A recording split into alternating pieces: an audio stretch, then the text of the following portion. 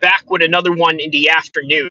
So I'm sort of getting in this habit right now of live streaming multiple times a day, because if you want to get to the road of being one of the best MMA streamers out there, this is what you have to do. This is what you have to do.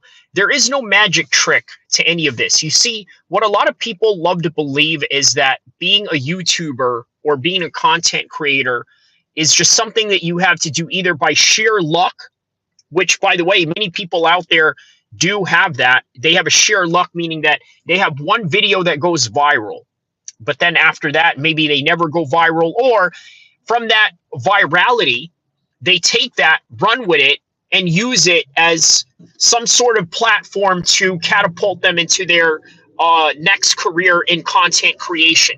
One example of this is True Geordie. Do you remember how True Geordie got into the YouTube game? His main argument before getting into YouTube was a Newcastle player, okay? He had a problem with a Newcastle player. I believe his name was Nigel Ranger or something like that, or something to that effect. I don't really understand or know enough about Newcastle football to really give you an accurate assessment on that matter. What I will say is that it went viral. It was one of them things that went like 1 million plus views and things of that nature. And as a result of that, people started catching on to True Geordie. Hey, you know what? Let's catch on to this guy. Next thing you know, True Geordie becomes a combat sports channel. And next thing you know, after he becomes a combat sports channel, he becomes a soccer channel. He becomes a life coach channel. And whatever it is that he wanted to do with that particular platform that he had gained over the years. Nonetheless, one thing you got to understand about True Geordie, right? Hit that like and subscribe button, by the way. Thank you for the first one that came in here, and hit the like and subscribe button.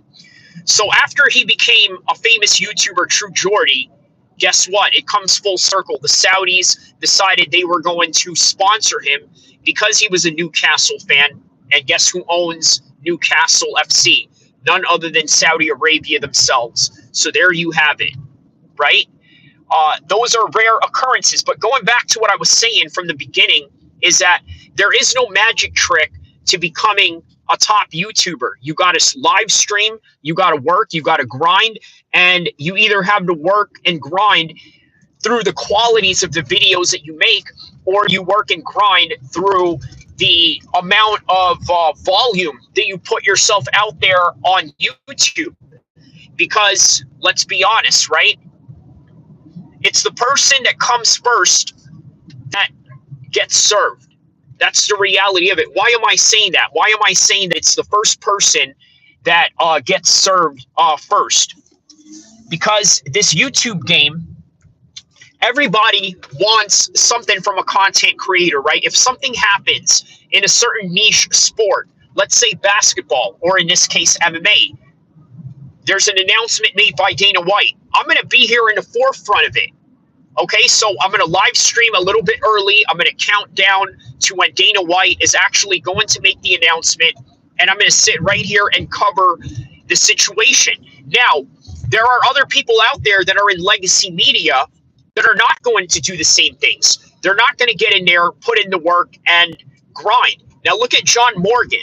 A lot of people who complain about John Morgan constantly getting the first questions in every UFC fight presser. What people don't understand is that John Morgan shows up 3 hours before everybody in the live presser. Okay, so in other words, the UFC staff sees that he's there.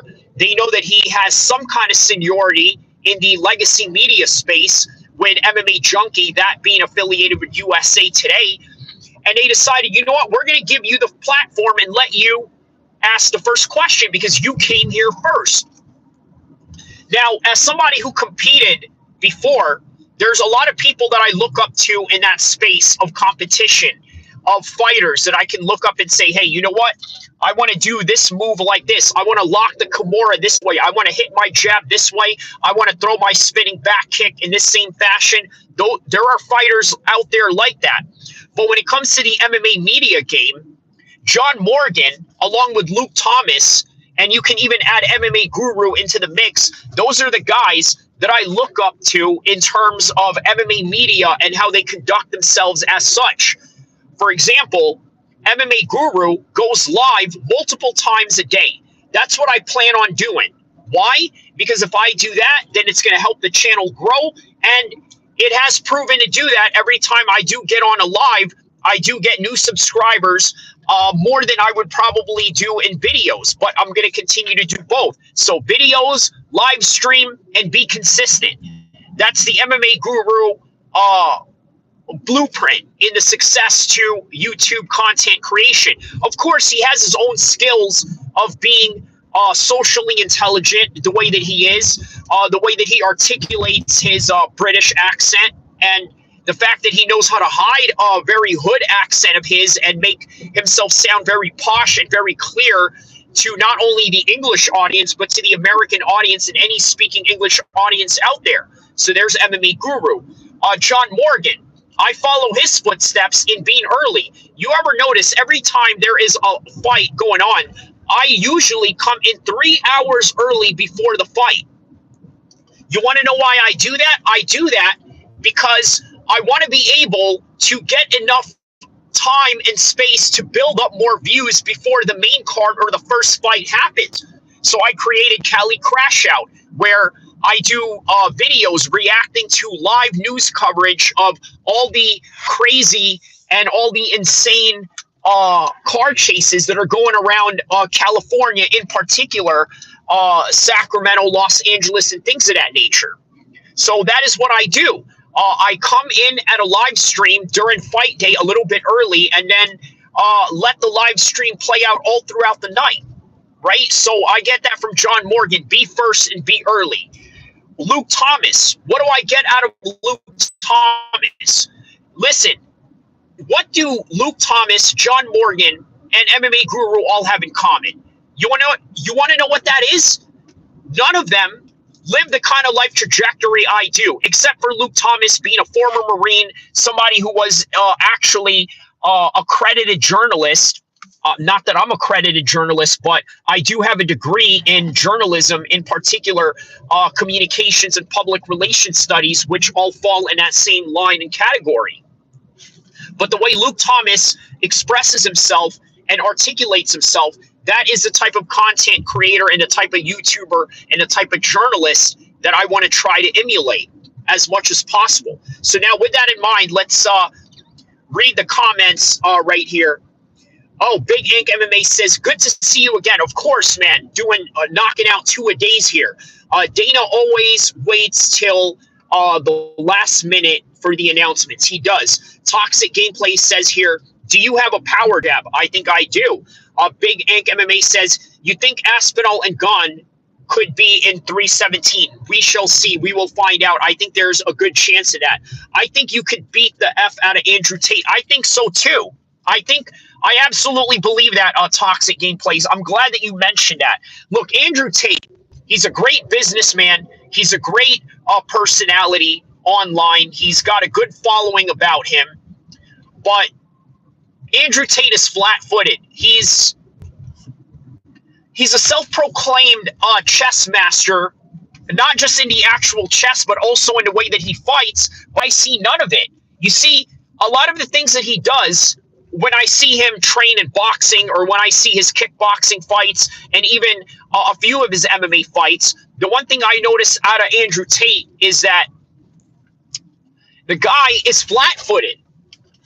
He's very flat-footed, and it's a very simple way of fighting. It's not a very complicated way of fighting or anything like that. It doesn't really show any particular skills that he has. It's basic at best. But also, I think I'm also in way better shape than him combat sports-wise, like meaning that most and the majority of the training that I do is predicated on combat sports-specific dynamics. Whereas with Andrew Tate, I think that he does train combat sports periodically, but the overall majority of his conditioning, his fighting style, and everything that tells me is that he's not somebody that lives like a fighter completely. So I think you would be very accurate in that assessment. Big Ink MMA says none of them are fighters. None of them are fighters. Are you talking about Andrew Tate specifically? That he's not a fighter? Well, he's not a fighter right now, just like me. I'm not a fighter right now, but obviously it doesn't stop me from training or still getting in shape. Look, here's the thing, right? There's a difference between being in shape and being in fight shape. Two completely different scenarios. Okay, I think I stay in fight shape all year round, indicative of the training style that I do and the constant pace and push that I do. Also, just having the right amount of recovery and all of that. Most guys just stay in shape. Like if you're just doing push-ups, sit-ups, and regular bench presses, and let me just make sure that I'm on here. Yeah, I just want to make sure that I have the audio playing here. What's going on? Hold on. What's going on here?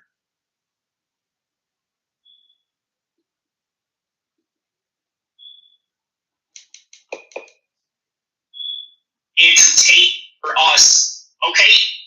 Let me make sure that I have the audio playing. Okay, so I think well, he's not a fighter right now, right just like me. I'm not a fighter right now. Okay, so there we go. Okay, none of them are fighting. Hello, I'm back. Hey, shout outs to Treachery Gamers. Says hi, hello. All right, so I think we had a little bit of some mishaps on that stream right there, but okay, all right, we are awaiting the on that stream right there, but okay, all right, we are as not for us. Okay, so good. We caught all that audio. Okay, just wanted to make sure that we caught all that video. Shout out to Toxic Gameplays. How you doing, my man? There's Treachery Gamers right there with some emoji. Okay, so we're getting some people back in here right now. So yeah, Tory Lanez getting stabbed, right? Let's find out some more information on this particular matter. Stream shut down after I said Andrew Tate look like Timo Vin Diesel. Oh, wow. Okay. Yeah, I don't know what was up with that. I think, I don't know, man. You know, I didn't get any strikes or anything like that on it. So, okay. So I think we're good. We're good. Okay. So, yeah, that's why I was wondering. Nobody is on the stream. What is going on? So, I think it did shut down for a little bit. But yeah. Okay. What is this? Andrew Tate spars hard. You know what? What is this, bro? I feel like Tory got little man syndrome from WWE. Any words about Rock? About The Rock? No. From WWE? No, I don't know about that. Bro, I feel like Tory got a little man syndrome. He does. Maybe you caught a dead signal zone. I think that's what it was. Yeah. Let's just say that I do live near a forest area, so that could be a possibility to some degree. Now, here's the thing, right? With the Dana White thing, he did not announce what time he was going to go on, which is quite strange. That's the strange part about this, right? He didn't announce when he was going to go on. So, yeah, we're just going to be left wondering. We could be here all day up until whatever, right? And we're not going to know. So, let's see here. Okay, Donald Trump lands in Saudi Arabia. Let's see what this is about right here. This YouTube channel gets 33 million views per month, posting Treachery Gamer says, bro, you're so mature. I'm mature? Are you sure? You know what?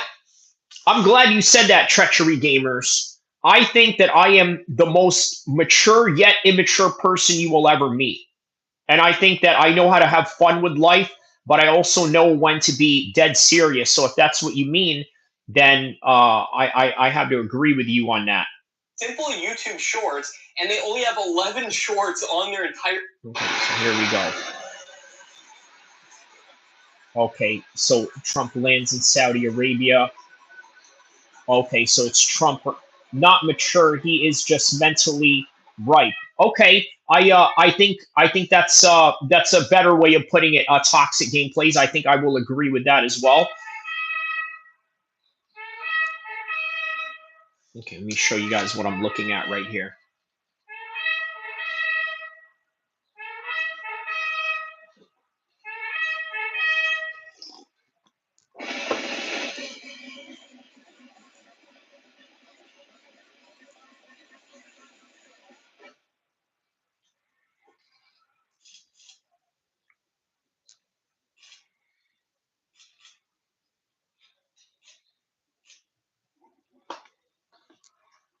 That's a good point right there. You enjoy most of the fruits of your flavor when it's ripe. Correct. I see exactly what you mean by that statement there. Toxic gameplays. That's quite a good one right there. So okay, let's see here.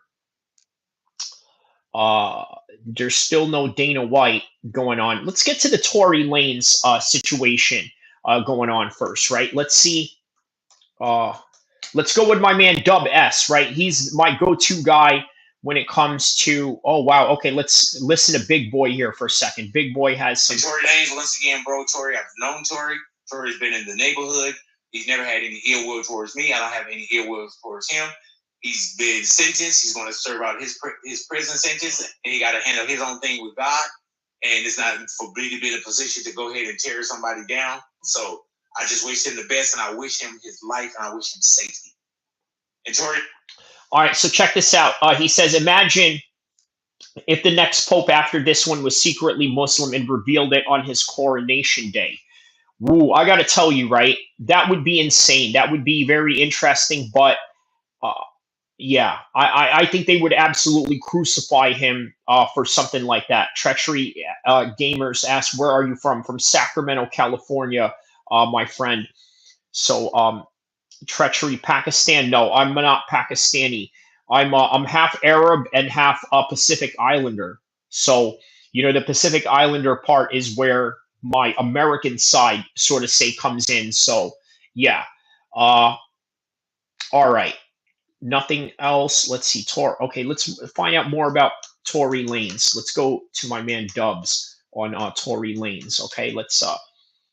He is from SAC. Correct. I am from SAC. Okay, so Dubs 3 hours ago Performing on the mentioned biggest this stage right in the here. world. Okay, let's react to this right here. What's cracking, everybody? Welcome back to the channel. New video. Yesterday, Tory Lanez got hit. So it was exactly yesterday that Tory Lanez got hit. He got the Pacific Islander built too. Bro is stocky. Yeah, that's what I'm saying, right? You know what I'm saying? But I probably get it from my Arab side too, but yeah, nonetheless. Information was trickling out slowly, and it kind of dried up already, right? Initially, what was said was that he got hit in the face. Oh, did Dana go live on Instagram already? Geo Legendary? No, not yet. We're here waiting for that. But in the meantime, we're going over the Tory Lanez stabbing situation right now. Apparently, this is over a race war in prison. So maybe he got stabbed by a Mexican or whatnot. Treachery Game says hi. Bro built like the Rock.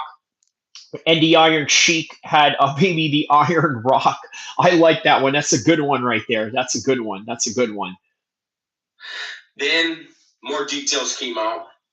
Geo Legendary says, thanks, bro. Yeah, man, tap in. Stay with us. We're going to be here to react to it together. So I don't know, man. Dana White should be on noon, but maybe 1 or 2 o'clock he's going to come on. But we will see and find out.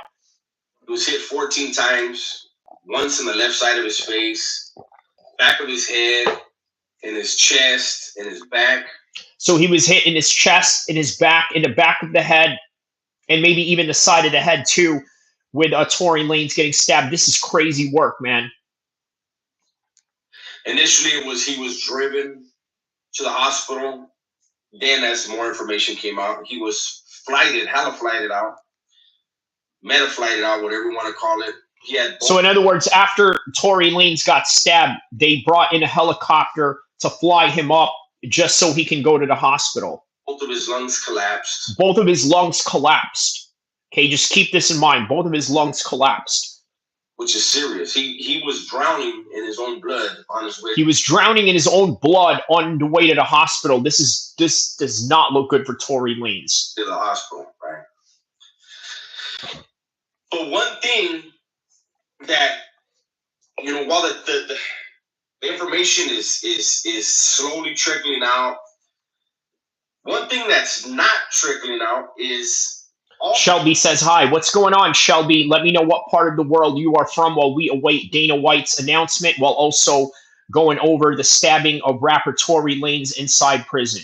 All of these content creators who know just as much. Has he announced UFC 317 yet? No. We will find out. When is Dana White going live? Arwin asks. Very good question. We will find out in just a second. Hopefully in 1 minute from now. We will be right here. We're going to react to the whole thing as it's happening. I'm going to probably even play it for you guys. And yeah, live stream right here. So stay tuned. Hit the like button, hit the subscribe button, and we're going to be here to announce everything that is going on. Much as I do, which is not much as far as the incident itself. You're welcome, Arwin. And please, if you don't mind, please hit the like button and hit the subscribe button as well to help support the show. Also, to help this become the biggest mixed martial arts channel in the history of mankind, so we can bring a new narrative and a new perspective in MMA that has never been seen or talked about before. Chechery Gamer says that belt is so good. The WWE one. Thank you. Arwin says he just did. Thank you so much. Let everybody know around the world about this channel so that you can tap into the most epic mixed martial arts channel in the history of mankind. Can you show up with it? Sure. If you want to do a meet and greet one day and you want me to show up with it, sure. I will bring it for you. I'll let you hold it on top of it. So, and they're all saying it was Mexicans. It was a Mexican that did it. All right, so they're saying that it was a Mexican that stabbed Tory Lanez. Do you now see why I wanted Dubs to be the one that I react to about this particular topic? Because this topic with Tory Lanez getting stabbed has racial war elements behind it. And when it comes to racial war in California, it's blacks and Mexicans. Now, me, even though I may look Mexican to some people, you know, I roll with my black, Samoan, and Asian brothers on this side. So, but on any regard, I got love for the Mexicans too. I got love for Dubs, obviously. I got love for the Northerners, the Southerners, and all of that. So, but on any regard, here we go. There's people in the comments now saying Mexicans hit Tory Lanez. There's going to be a war and all this stuff, right? Where are these people getting this, and what is the agenda? We have a lot. So, in other words, Dubs is disagreeing with the notion that this has anything to do with a race war in Tory Lanez getting stabbed, and he could be right. You got to remember, Tory Lanez is a well-known celebrity, and if you're in prison and they know you're a well-known celebrity, you could hit that person up and get a lot of big points from your gang or whoever you roll with as a result of that. Of what they call armchair generals talking about something from the safety of the streets and their living rooms that has nothing to do with them. And they're getting riled up and getting emotional about something that they're not a part of. Let's take a step back for a second. Okay, that's a very good point. There are a lot of people out there that do get overly emotional and hyped up over something that they have no part of, right? And in this particular case, you're dealing with, let's say, hip-hop fans that are outside of California or that are outside of the jurisdiction in which Tory Lanez is locked up in. And as a result, they want to butt in and sort of push their opinions and narratives on this particular subject. But in any regard, yeah, let's go back to Dubs. And I'm going to speculate on some things, but I'm going to also give my prison understanding based on my life experience. We're going to talk about that. So, first thing is, I don't even know if this is a GP yard that he's on. Okay, so those of you, if he's not on a GP yard, now if he's on a 50-50 yard, that could be considered a GP yard for the blacks. because the whole 50-50 thing is faction based. You know, the Southerners might say, "Well, that yard right there, that yard's no good." Eh? But for the whites, usually not. If it's deemed no good for the Southerners, usually the whites are under the same thing. But it could be different for Northerners and blacks, especially blacks. They're gonna run their own program. And blacks. So I don't know if this is a 50-50 yard, or this is an SMY yard, or this is a GP yard. But understand this: GP rules are not gonna apply to SMY dudes.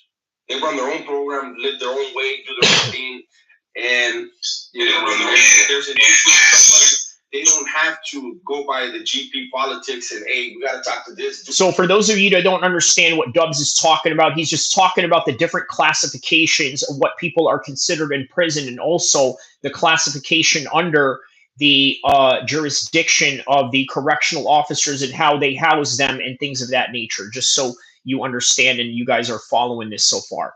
Dude, and tell them that his people are doing. No, they just pick up a knife and stab the shit out of you. That's how it is over there. Even Mexicans are Mexicans. This dude thinks he's hard. He ain't hard on. They pick up a knife and go whack him. It's a different set of rules, right? So I still don't know. There's a lot of people saying that it is SOY. There's a lot of people saying, well, no. There's a couple people saying it's a 50-50 yard. I don't know. But I'm just saying, for those of you who are pushing this whole, it's all out war and this and that. The fact that he was jumped on and there's no information coming out that anyone jumped in for him, there's a couple reasons that could be. Okay. Oh, okay. So this is where it gets interesting, right? Dubs is talking about how there were people in there that could have jumped in for Tory Lanez. That could be the black faction in prison, or anybody that is supposed to be assigned to protect him in there, whoever that may be, and whatever services Tory Lanez may have acquired. So he's going to go into this right now, and let's see what he says from here on. Something else to put out there for people that just don't know prison is this is not the 90s.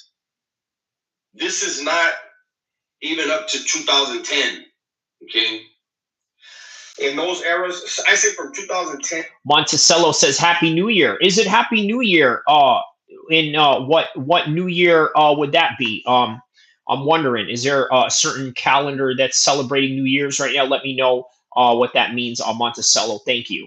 And all the way down, right? Not up. Also, everybody in the chat, please don't forget to hit the like button, hit the subscribe button. Help this become the most epic mixed martial arts channel in the history of mankind. Alavro Perez says, when will Dana White announce? We're awaiting the announcement of Dana White right now. Right now, we are reacting to the stabbing of rapper Tory Lanez in prison. This time, but back to the 90s, 70s, 80s, 60s, whatever. This is not the same eras. This is not the same protocols. Okay.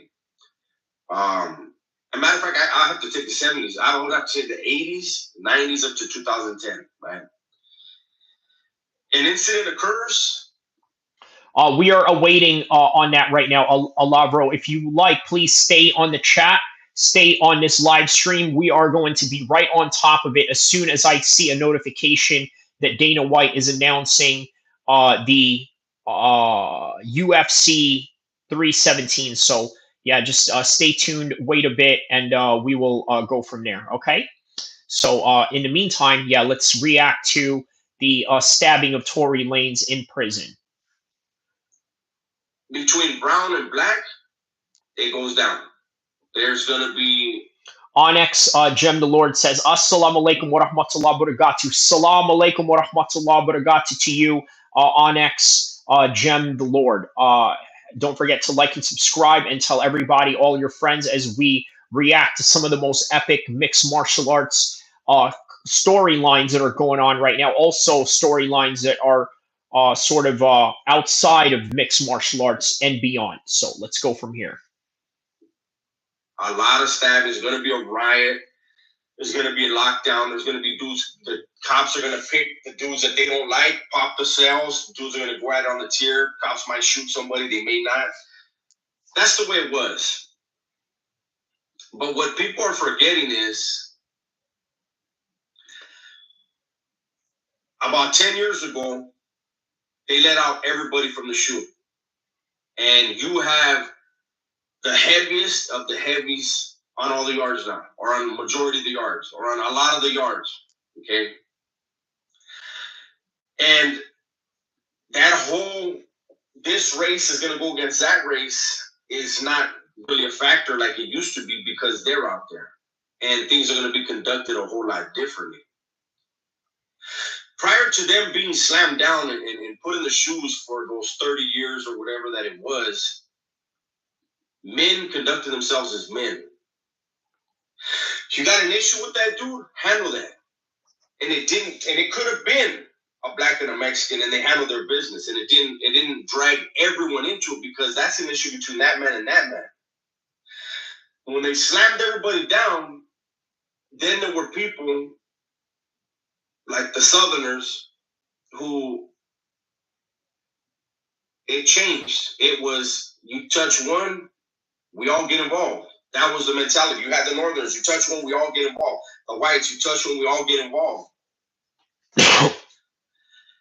If people would just sit back, there have been 2 high-profile incidents involving heavy names. And it didn't lead to an all-out war across the state. So here's something you got to understand too, right?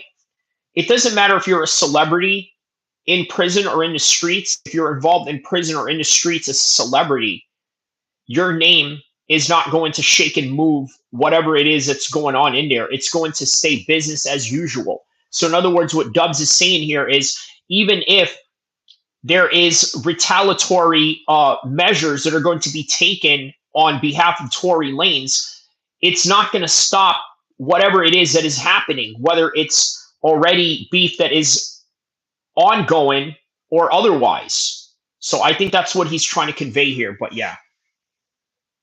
It didn't lead to racial riots. So why would we assume? I mean, it may happen, and who knows? But why would there be an all-out war over a rapper from Canada? Over a rapper from Canada. Okay, so put that in perspective, right? That's a good question that Dubs asked. Why would there be a war over a rapper from Canada who's locked up in California? I can tell you why. It's a racial thing. Obviously, Tory Lanez, black guy, that is a representation of the black card in prison, and maybe they may want to take flight into that situation. Again, you never know. You don't know who the people are or the players behind the scenes or what it is that they're trying to do, but that's what it is. Husky asks, will the sun explode in the future? I hope not. I don't know who hit Tory Lanez. I know from the type of injuries he has and how many holes got punched into him, a lot of people would assume it was a Mexican or a white. And that's not a slight against the blacks. It's when Mexicans do move on somebody in there, the mentality is take them to the dirt because that's the way they're taught. It's not about trying to get away, and it's a sad state of mind. And I've talked about this before. Blacks don't go into prison thinking, how can I elevate in the criminal world and throw away their freedom, possibly their life in the process. Blacks don't. He's right about that. Black gangs in prison do not jeopardize, for the most part, they do not jeopardize the time of the inmates that they are affiliated with. So in other words, if you're a black person in California prison, the leaders in there are not going to ask you to do X, Y, and Z just because you are, just because you like, imagine if you have 1 month left in prison, they're not going to ask you to go stab somebody when you got 1 month left in prison, right? That's not what they do, but other groups do, and that's what it is. Royal B says, "Are you a Chiga?" I don't know exactly what that is. Royal B says, "Yes, you are. Don't hide it, you Chiga." Uh, no, no, no, you're Chiga. Okay, well, whatever that is, I don't know what that is or what you mean by that, but thank you for the comment anyway. But please try to keep it respectful while we move forward, okay? Because if you do not keep it respectful and you do kind of step over the line, I'm going to have to ban you. Not because I want to. I want to give everybody the benefit of the doubt of freedom of speech, right? But also freedom of speech is limited because I'm also liable to what people has what people say on the chats, right? So that's why all of us as content creators have to have a moderator. Dingleberry asks, has he announced it yet? No, but what we are covering right now is the stabbing of Tory Lanez and prison politics in the California prison systems. Aren't programmed that way, but Mexicans are. But yes, that's the point that Dubs is trying to make here is that black folks are not programmed to go and crash out when you got 1 month left into your prison bid. But the Mexican gangs will. And that's literally what Dubs is admitting here right now. Do you know when he's going live? He should be going live right now at 1 p.m., but there's no evidence of that as of yet. So we will wait and see, and I will let you know and keep you posted as time goes on. Any views on the Indian Pakistani war? You know what? I actually did answer a question about that in the chat the other day. But since you are here and you asked a very intelligent question, I'm going to oblige you on that. But first, let me play this, and then I'm going to answer your question, okay? And stay tuned, Royal Beast. I'm about to answer your question after I play this video, okay? 1 minute. Possibly their life in the process. Blacks aren't programmed that way, but Mexicans are. Whites are. Blacks are like, I'm gonna do this time and I'm gonna get out and I'm gonna get some money, this and that. That's a different mentality. So maybe some people are thinking it because of that, but shit, it could have been anybody. So that's a good point that Dubs is making, is that it could have been anybody that stabbed Tory Lanez, because obviously it could have been another black person that was jealous of him, or somebody that just didn't like Canadians going to prison in California. But yeah, okay, so going back to Dingleberry and Royal Beast's comments, any views on the Indian-Pakistani war? So obviously, being that I am a Muslim, you would think that I would side with one side. Okay, I will say that I probably side more with Pakistan than I do with India just by the predisposition alone of being Muslim. However, you got to understand, Pakistan is not exactly the most Islamic country there is out there, but there are Muslims in that country. So that is where I stand on that particular subject. And another thing, this is something that has been going on for a very long time. Okay, a very long time this has been going on. So it's been a long time coming, and here it is. Now the funk has finally started, but this time, not only were they fighting under a guerrilla warfare and let's say unconventional warfare by means of using special forces, which they've done to each other several years and years and years on since the inception of Pakistan, but now they're actually doing it at a full scale where they're actually having dogfights in the air with Air Force on Air Force and plane on plane action, which is considered conventional military affairs. So now they've started to feel the power of Pakistan. They started seeing that, well, you know what? Pakistan has Chinese planes. India has French planes. And as a result of that, we've seen the course of action that happened when these two fire their weapons and their guns at each other. And this is a result of it. So with that in mind, what I will say is that India does not have a strong military in the way that we thought they did. We just thought that they do because they're a big population, they're a big country, they're backed by many Western forces, but the reality is the reality, and they just could not handle what Pakistan was willing to give them. And as a result, they made the best course of action, which is giving up, or quote unquote ceasefire, as Dingleberry says. Royal Beast says, apparently India. Okay, Dingleberry says apparently India and Pakistan war has had a ceasefire. Maybe so. Royal B says I meant you made a point. Dingleberry language barrier. Okay, so a little interaction between them right there. So yeah, basically layman's terms, India wanted to mess around and they messed around and found out. And Pakistan made them find out, and they realized, well, okay, this is not worth it for our population. This is not worth it for our economy.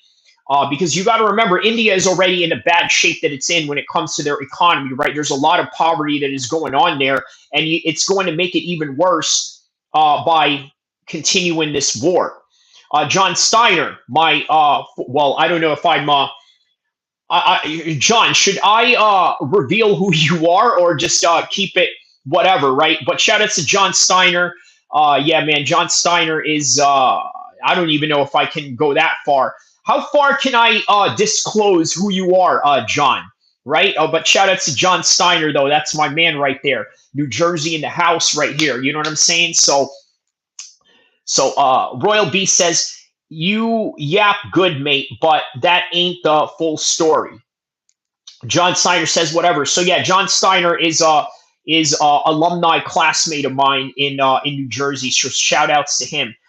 So Royal Beast, what do you mean by you yap good, mate, but that ain't the whole full story? I mean, think of it like this, right? India decided to go to war with Pakistan, or decided to try their luck. Obviously, you know that there's been an ongoing conflict between them to the point where you don't even know who started who. But I think it's fair to say, man, Pakistan spanked that ass and sent them home back to wherever it is that they came from. That's what I think, right? You look at all the Pakistanis around the world right now.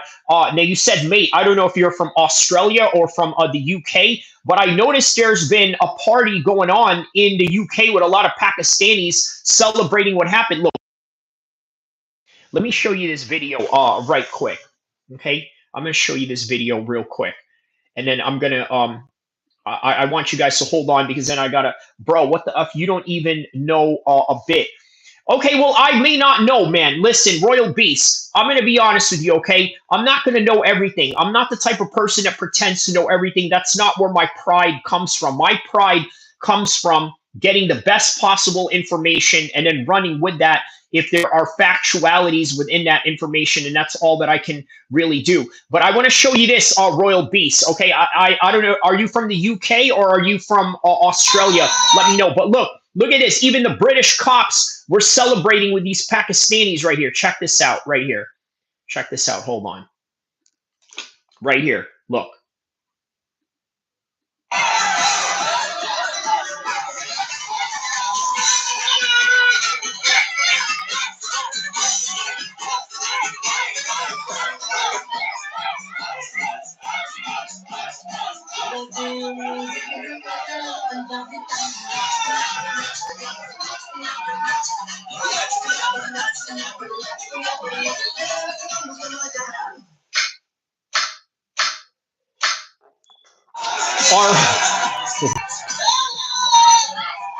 Look at Uncle over there. Look at his uncle right here. Then he invites the cops to join right in. Look at this. Look at the police officer right there. Look at that Gora. Look at that Gora police officer right there.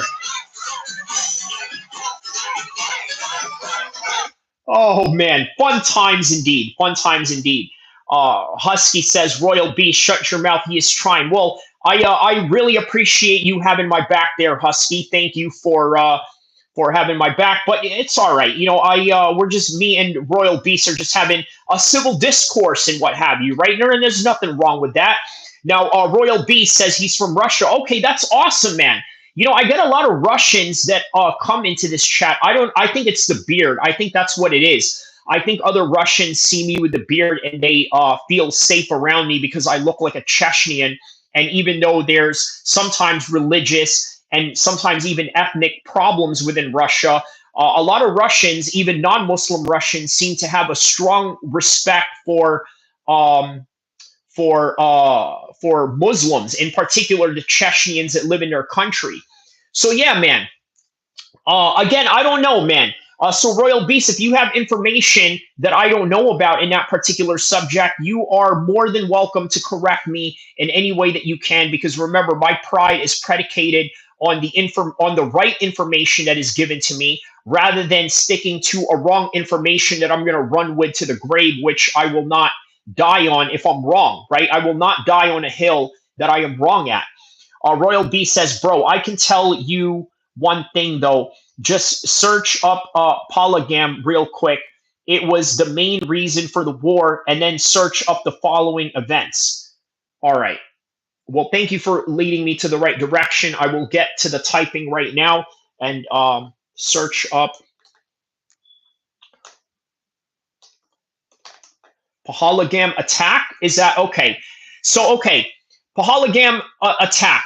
The 2025 Pahalgam attack was an attack on tourists by 5 armed terrorists near Pahalgam in Indian-administered Jammu and Kashmir, which 26 civilians were killed on April 22nd, 2025. The militants mainly targeted Hindu tourists, though a Christian tourist and a local Muslim were also killed in the attack. Okay. Royal Beast, thank you for bringing that up. This explains a lot of the things that I've also talked about in the past, right? Now, I had mentioned that India and Pakistan have both used unconventional military means to fight each other. The Pakistanis are not strangers to using quote unquote Islamic terrorists to do their bidding, right?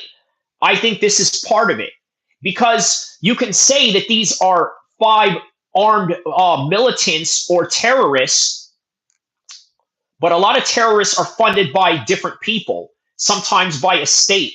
Diego Lopez says, what's up, Kyrie? What do you think the announcement will be? Well, as of right now, we're talking about the Pahalgam attack in India, which, by the way, led up to this Pakistan-Indian conflict.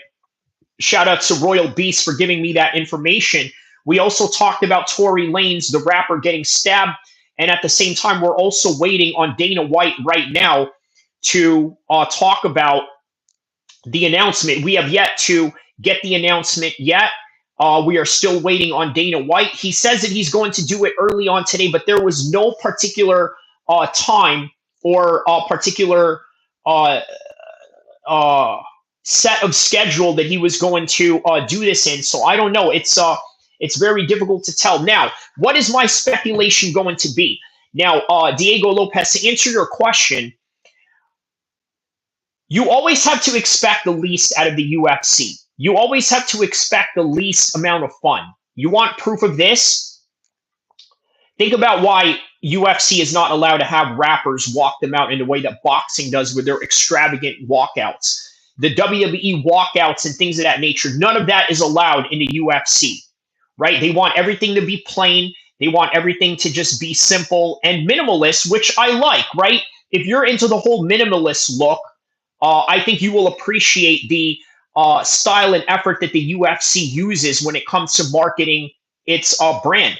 It's not extremely extravagant. It's quite simple. It's 3 letters that has a huge meaning that's tied to the game of MMA, that is synonymous with MMA. And so, therefore, you don't really need to do much with it.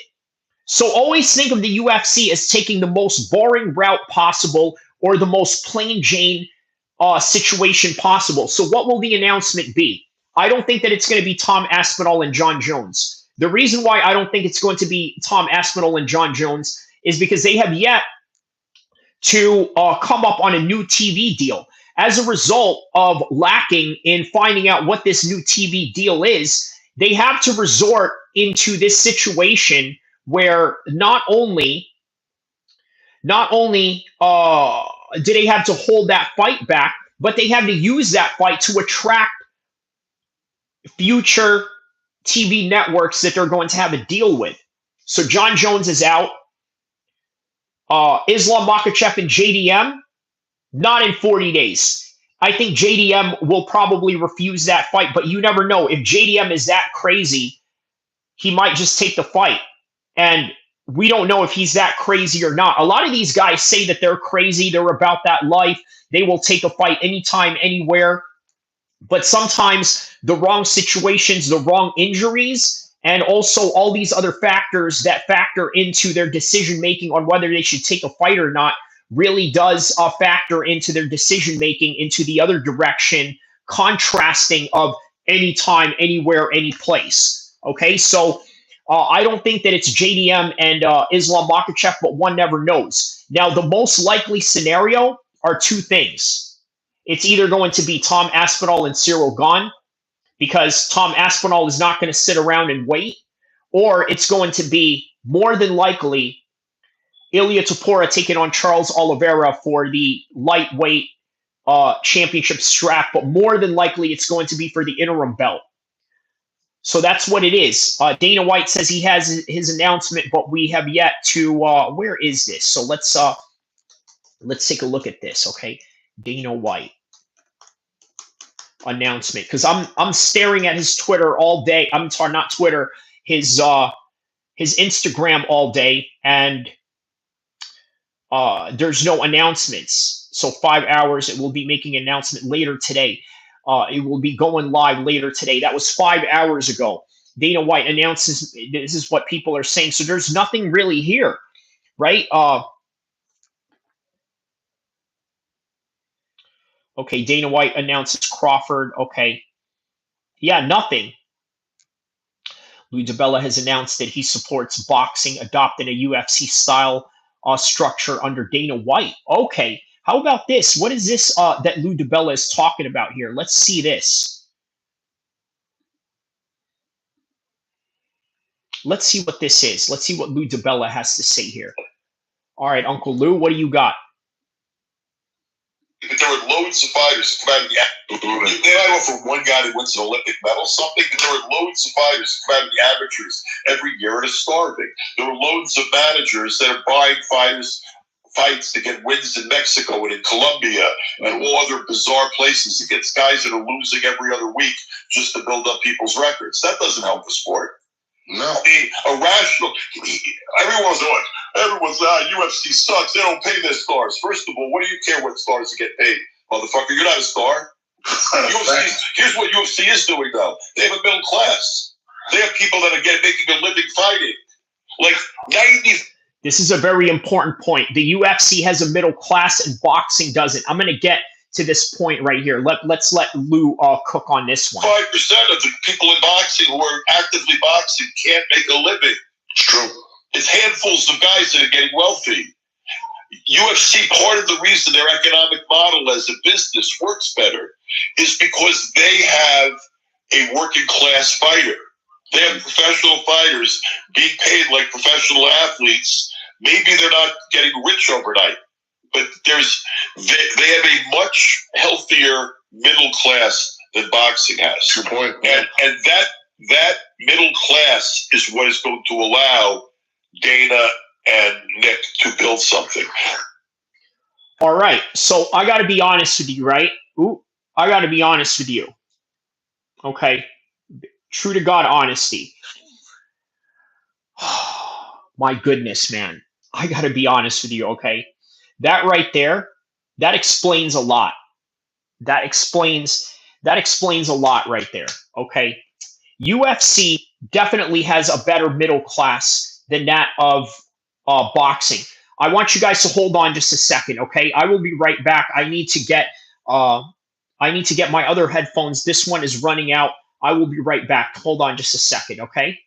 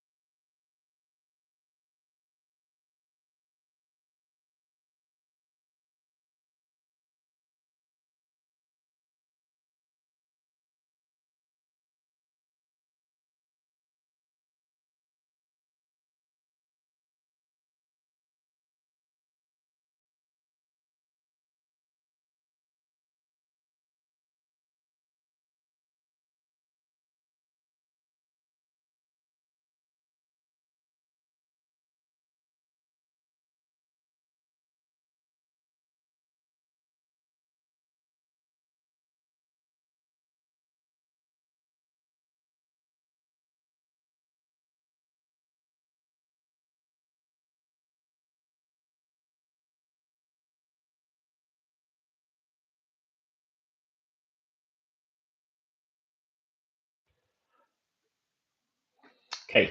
Mic check 1 2 1 2. All right, good. So, okay, I'm gonna play that video again, play the audio, just so you guys understand from a perspective, okay? Dana White coming into boxing. What is that going to do? It's going to give boxing a better middle class situation. Let's hear this out. They might offer one guy that wins an Olympic medal, something, but there are loads of fighters who come out of the amateurs every year and are starving. There are loads of managers that are buying fights to get wins in Mexico and in Colombia.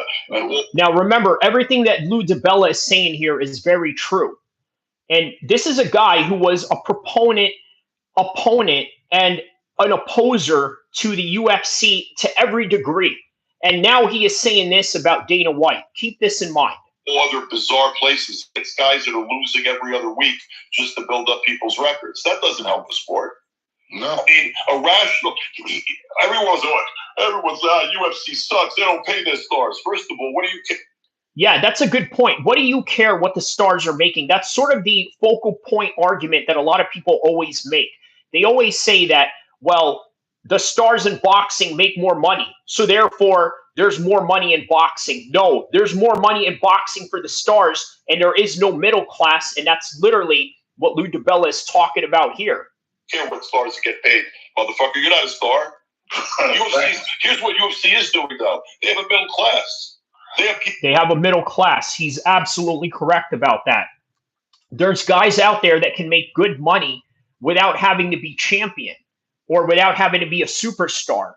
People that are making a living fighting. Like 95% of the people in boxing who are actively boxing can't make a living. It's true. It's handfuls of guys that are getting wealthy. UFC, part of the reason their economic model as a business works better is because they have a working class fighter. They have professional fighters being paid like professional athletes. Maybe they're not getting rich overnight, but they have a much healthier middle class than boxing has. And also, with that in mind, you also got to keep this into a serious consideration, right? The UFC has to build an event after an event after an event. So whatever it is that they make from UFC 315, they have to use some of that money to make for UFC 316, and whatever they made from UFC 316, they have to put that money together for UFC 318, 320, so on and so forth. That is the reality of the business model that the UFC has. They save money, they budget the money so that they can have a long-term effect and a long-term goal in accomplishing whatever it is that they want to accomplish for the UFC's brand and overall deal. So, okay, let's finish this up right here. Good point. And that middle class is what is going to allow Dana and Nick to build something. All right, so that middle class is what allows Dana and Nick to build something. What he means by Nick is Nick Khan, to be exact. So, okay, that's what it is. That's what it is. That is what Dana White offers in the wider world of boxing that he's brought from the UFC, right? A middle class of fighters, because a lot of people always say, well, you make more money in boxing or this and that. Okay, well, then go be a superstar. But that's a lot harder than easier said than done. Correct. So therefore, you want to have the best possible outcome. You want to shoot for the stars, but if you don't shoot for the stars, at least you can get a middle class pay salary that you can use to better your life, right? You shoot for the stars, you at least get a middle class treatment of some kind of way. That's very important to have. So, all right, going back to the Tory Lanez situation with Dubs here.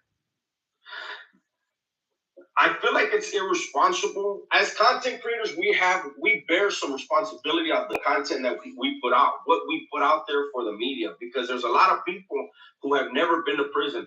I talked about it the other day. Probably about 90% of my subscribers have never been to prison. So when I talk about prison and what the life is like in there, I'm not trying to mislead nobody on nothing. Okay? This right here, it could have been another black. If it's a Mexican, if he's on an S and Y or a 50-50 yard, the fact that somebody from another race moved on him isn't looked at it like it is if it was a GP yard. And even now on the GP yard, like I said, if we just think back, I don't want to say the names, but there were 2 incidents where big names were involved. And in one of the cases, the big name was taken out, and you didn't see statewide riots. You didn't even see a riot. You didn't even hear about a riot in the institution that happened. You want to know why? Because it's the saying that goes, nobody is bigger than the program. Always remember that, right? That's sort of the quintessential element that needs to be understood here. Nobody's bigger than the program. Yeah. So I think today we may get more information. If it comes out, what rate? So today, not only are we going to get more information on Tory Lanez, but hopefully we'll get more information on Dana White announcing what these fights are. I'm going to probably hit the road while I'm on a live stream with you guys. So I'm going to stay tuned. And if you guys find out what it is while I'm on the road to take this live stream with me, please tell me on the comment section below as we are going about the day. So yeah, I'm going to keep this live stream going, and that's what we do. We're streamers now, so I'm going to be streaming almost everywhere I go now. So keep that in mind.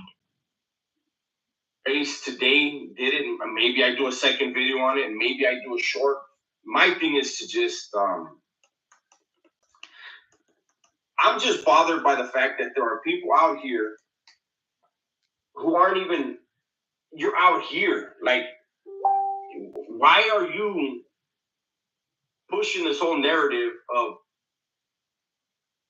gear up, mount up? It's going to go down. It was a Mexican. Oh, wow. Okay, so that's what they're trying to do, huh? That to me is weird. It's very weird. It's strange. That's hate speak. That's hate talk. Whatever's going to happen behind those walls is going to happen. If Tory Lanez wasn't a rapper, he probably wouldn't have survived that hit. But because of who he is, I mean, have both lungs collapsed. I think I'm going to stay by that. I'm going to stand by that. If it wasn't Tory Lanez, they might have dragged their feet a little bit. Person might not have survived. But the fact that nobody jumped for him, it speaks loudly. That's my video for the day, man. Hopefully you guys enjoyed it. Everybody, please. All right, guys, go check out Dubs. Yeah, you know, while we await Dana White's reaction here, or his announcement, rather. We are the reaction. He is the announcement. Yeah. Okay, let me see. Let me see.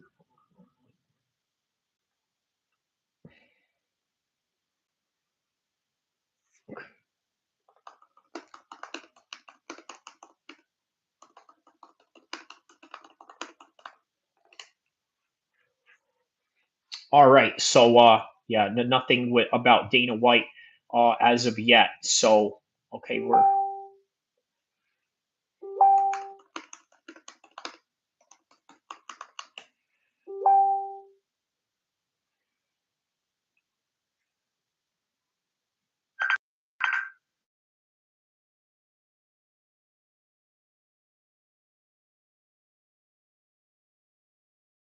Abdullah right here from Toronto. Let's see what he has to say on this particular subject.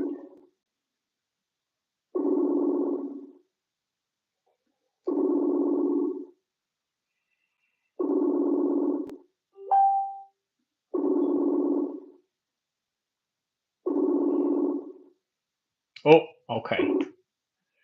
All right.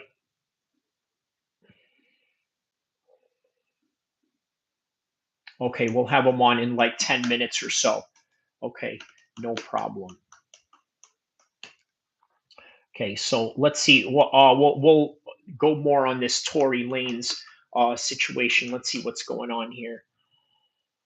Tory Lanez. OD Slim is talking about Tory Lanez, huh?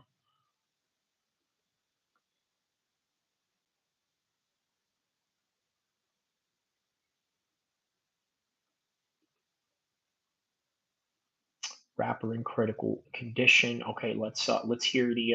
Oh, how about this, Hassan Campbell? Let's hear what Hassan Campbell has to say about this.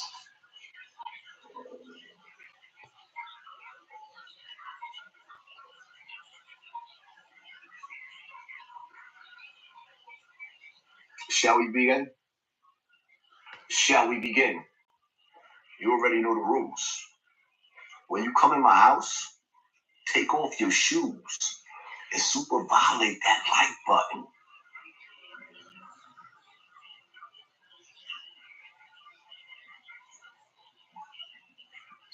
A nigga Tory. For those of y'all that don't know, the reason that brought us here for this video is word on the streets, or word on the internet, these internet streets, these YouTube streets, is that Tory Lanez got poked up in prison. And some say he was airlifted to the hospital. Some say he's in critical condition. My prayers go out to Tory. I pray that Tory, Tory Lanez, I don't agree with the situation that happened with Megan Thee Stallion. And I don't know all about the conspiracy theory or whatever the case may be. But nevertheless, Tory Lanez is one of my favorite artists, man. Love Tory music. But scratch all that, man. I'm going to be honest with you. I barely know any of Tory Lanez's music other than that freestyle he did at Aiden Ross's thing. But yeah. Stories that you don't hear about. These are the stories that you don't hear about when niggas go to when you go to jail. Dingleberry, no, he hasn't. And by the way, I'm gonna probably go on the road in like 5 minutes from now. So just in case I'm on the road and I'm not in front of a phone or a camera, please let me know. Let me know if he has made any of the announcements yet, because I'm not about to sit here all day and wait for him. But I will continue the live stream though and show you where I am going in the process. So let's continue. That reputation that you had in the street most of the time goes out the window. When you go to jail, that reputation starts all over. And when you famous like Tory Lanez, niggas is gonna test you. Niggas is gonna test you. So, rumors have it that he was walking around the yard and somebody ran down on him and gave him that knife work. My prayers go out to him. My prayers go out to his family. But in prison, you got to keep an open eye because now you sleep with the enemy. Yeah, in prison. When you go to jail, you got to sleep with an open eye. You got to have eyes behind your back. And see, the thing about it is that Tory Lanez was somebody. In jail, you get a lot of dudes that be telling stories like, yo, it's crazy, right? Because I was just talking to one of my cousins that's in jail. And I think he forgot that I really, really know him in real life. Nigga sitting up there talking about, yeah, I'm ashamed. Because when I was home, I was making $20,000 a day. Yeah, that's the thing, right? A lot of people always do say that, right? Every time that they are in prison or whenever or was, they'll always mention about what they did in the past or something to that regard. But yeah. Yo, I didn't even G-check the nigga. I didn't even stop him. I just got stuck. And I said to myself, is he really is this nigga really telling me that? I'm like, yeah, you got niggas in jail that can't afford to go to commissary. Ain't nobody sitting in the commissary. Niggas is in there broke, who was millionaires in the street. But Tory Lanez is in jail, and he really was a millionaire in the streets. He really was that nigga. On top of the game. One of the baddest artists in the game. One of the baddest most loved, most popular. But in jail, now you're the most hated. Yeah. In jail, you're the most hated. In jail, it is what it is. These are the stories that they don't tell you. These are the stories that they don't tell you. Oh, hold on. Go back to Hassan Campbell there real quick. Hold on. Sorry about that. Had a little error there. Okay, go back to Hassan Campbell. Tory Lanez. Here we go. I don't know. I might have to start getting back into my jail stories and start telling stories. As a matter of fact, I see the brother S1 came home and he doing a good job telling stories. And I like that because it's for educational purpose. Shout out to S1. It's for educational purpose. Like, people really, really need to see and hear the ugly side of going to jail. Jail is the worst place on this earth. Believe me when I tell you. When niggas be bragging like that, when I see dudes bragging about being in jail, or they sitting up there taking 1,000 selfies, looking like they had, they be taking selfies, looking like they living their best life, and I just can't understand it. Because I know when they put that cell phone down and they lay down at nighttime, it is the most miserable feeling in the world to lay in a prison cell where you can't have your woman, her bosoms, her breasts on your back. You don't feel the silhouette of your woman laying next to you. It's just that cold concrete slab or that metal slab. And you'd be lucky if you even got a pillow. Shout out to Tory Lanez. Damn. Well, I tell you what, man, I'm going to continue this conversation in the car. We're going to go for a drive. Stay tuned with me right here. I'm going to continue this live stream. Don't go anywhere. Yeah, so shout out to Hassan Campbell. Check out that video that he made. Tory Lanez rushed to hospital in critical condition. So check out Hassan Campbell, Tory Lanez video. Let's continue on with this live stream right now, and let's head to the road.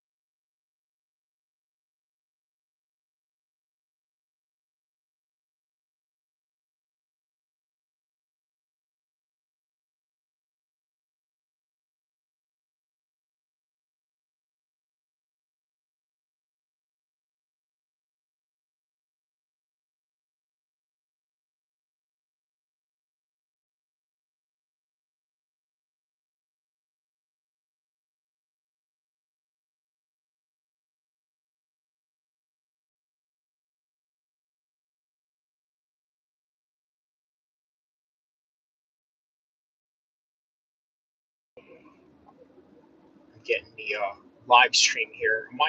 Is this on? Is the live stream on? Let me know if this is on right now. But yeah, hold on. What is this? Okay, so live stream on. Let me know. Okay, so I think we're just making sure that I'm on right now. Okay, sorry, had a little bit of a bad signal in the area that I was at. Okay, so what was I saying before the live stream had gotten cut off for a second? I was saying that if JDM did not win this weekend, we would not really have a lot to talk about. You see, JDM winning creates this new different types of topics that we can talk about rather than, let's say, if Bilal Muhammad was to win, it would just seem business as usual and on to the next thing. But that is the reality of this situation, right? If you see a guy that's constantly winning all the time, you know what? There's not really much to talk about. How about Lewis Hamilton in the F1 series, right? In the F1 racing world. If this guy wins every matchup and wins every race, there's virtually almost nothing to talk about when it comes to Lewis Hamilton. Almost nothing to talk about. But the fact that another person was to win other than Lewis Hamilton, it would make big news. Right? That's what makes the Bilal Muhammad loss very intriguing. And I'm saying that as a Bilal Muhammad supporter. But credit to JDM, though. I can't emphasize this enough. The guy started his career with 2 losses.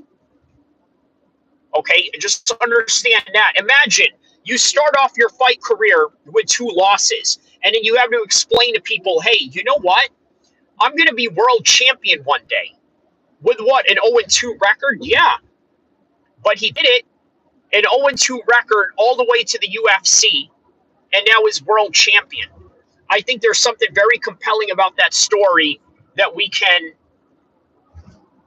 really learn from as a life lesson. You know what? In the next 10 minutes, I'm going to cap it off with this, right? I'm going to pull over somewhere. I'm going to talk. I'm going to give you guys a little bit of a scenery. I'm going to do a bonus stream. I'm probably going to have to react to Dana White and his reaction later. I'm going to probably make a video about it. So it's probably a good idea to make a video about it rather than that. What does my man here say?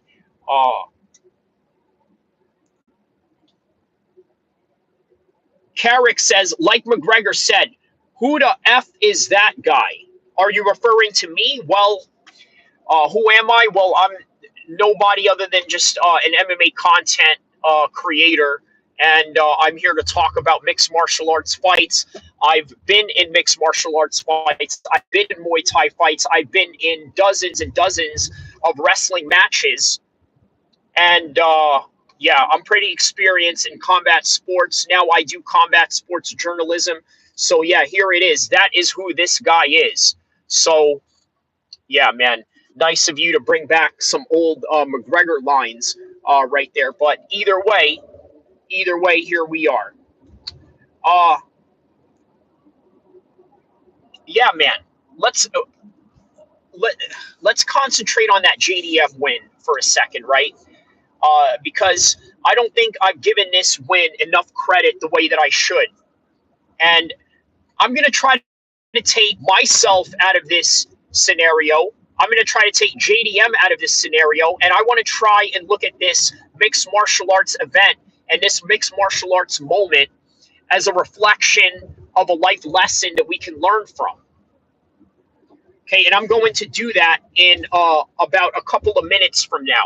I'm going to get out of the car. I'm going to give you guys a scenery to look at. And within that scenery, yes, I'm going to talk about this particular subject matter at hand, which I think is very important to talk about. So I hope you guys join me in this ride to beautiful Sacramento, California. Okay, and I'm going to give you guys some life perspectives on JDM's wins. So stay tuned because we're about to do that in a couple of minutes from now. So bear with me as I do that. So because it's really important to talk about this. It's really important to talk about what we're about to talk about right now. Because a lot of you out there, you have a lot of people in your lives that constantly put you down. You have people out there that talk down to you, that doubt you, that don't believe in you, that always try and shatter your dreams. Okay, you ever heard a person say, you know what are you talking about? You're going to be a singer one day. You got a horrible voice, right? Or I don't know, whatever it is that you think that you want to do, and then somebody is there to just shut you down. There's always naysayers like that, right? Well, I'm going to talk about that. I'm going to talk about that in regards to this particular subject. And I hope you guys enjoy it because this is one of the things that I love about mixed martial arts is being able to talk about a life lesson that is attached to these moments of time in regards to mixed martial arts events. So, okay, let's continue on. Let's find a good little scenery around here, and then we're going to go from here. I'm going to show you guys the scenery of where I'm at right now, okay? So here it is. We are near the stadium where the Oakland A's play. Okay, and then look, there's the Sacramento Bridge right in front of you right there. Okay. And then there's the river, which is where we're going to. Okay, guys, I'm going to get out right here, and then I'm going to talk to you about this particular subject matter at hand, okay? Let's go. It's going to be a little bit windy, so just bear with me on this one, okay?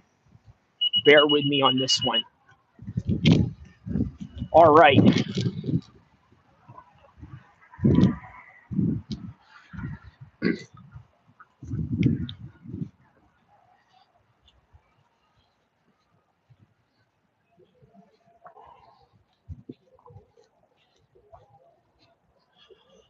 There's the Oakland A's stadium right there. And then there's Sacramento right in front of you guys right there. Okay. So I'm going to talk to you guys about this particular subject matter at hand.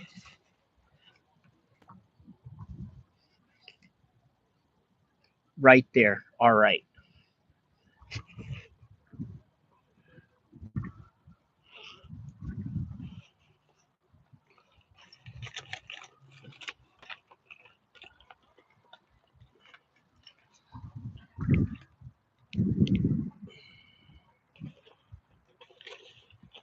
All right. So here we are. Here we are. Make sure.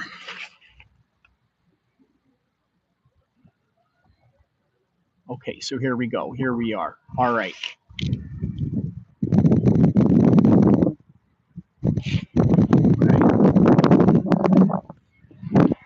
All right. Welcome to the bonus stream, right? What do we do in the bonus stream? I do a little bit of everything where I'm sort of exhausted in the topics that we talked about, right? So today we were supposed to announce Dana White and his big announcement for UFC 317.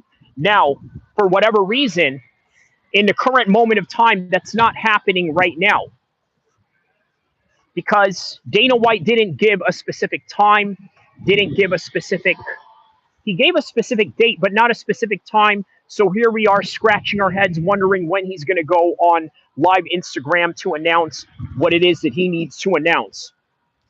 So with that, we decided we're going to do a bonus stream. And what exactly are we going to do with this bonus stream? Well, here's a couple of things that we're going to do, okay? I usually like to talk about different life lessons when it comes to these particular subjects. Now, why is it that I like to talk about these things? Look, I didn't want to be just a normal mixed martial arts channel out there.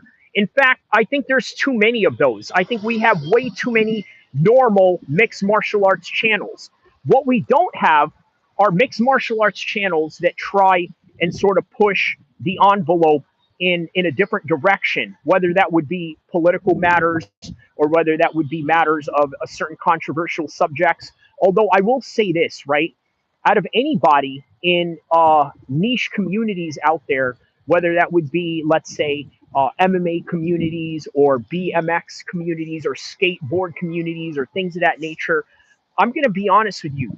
The mixed martial arts audience, especially in comparison to boxing, the boxing crowd is the most intricate type of fan base. In other words, they're not just intrigued into mixed martial arts. They don't have this mentality of, oh, just shut up and dribble. That's not the kind of mentality that we have in mixed martial arts.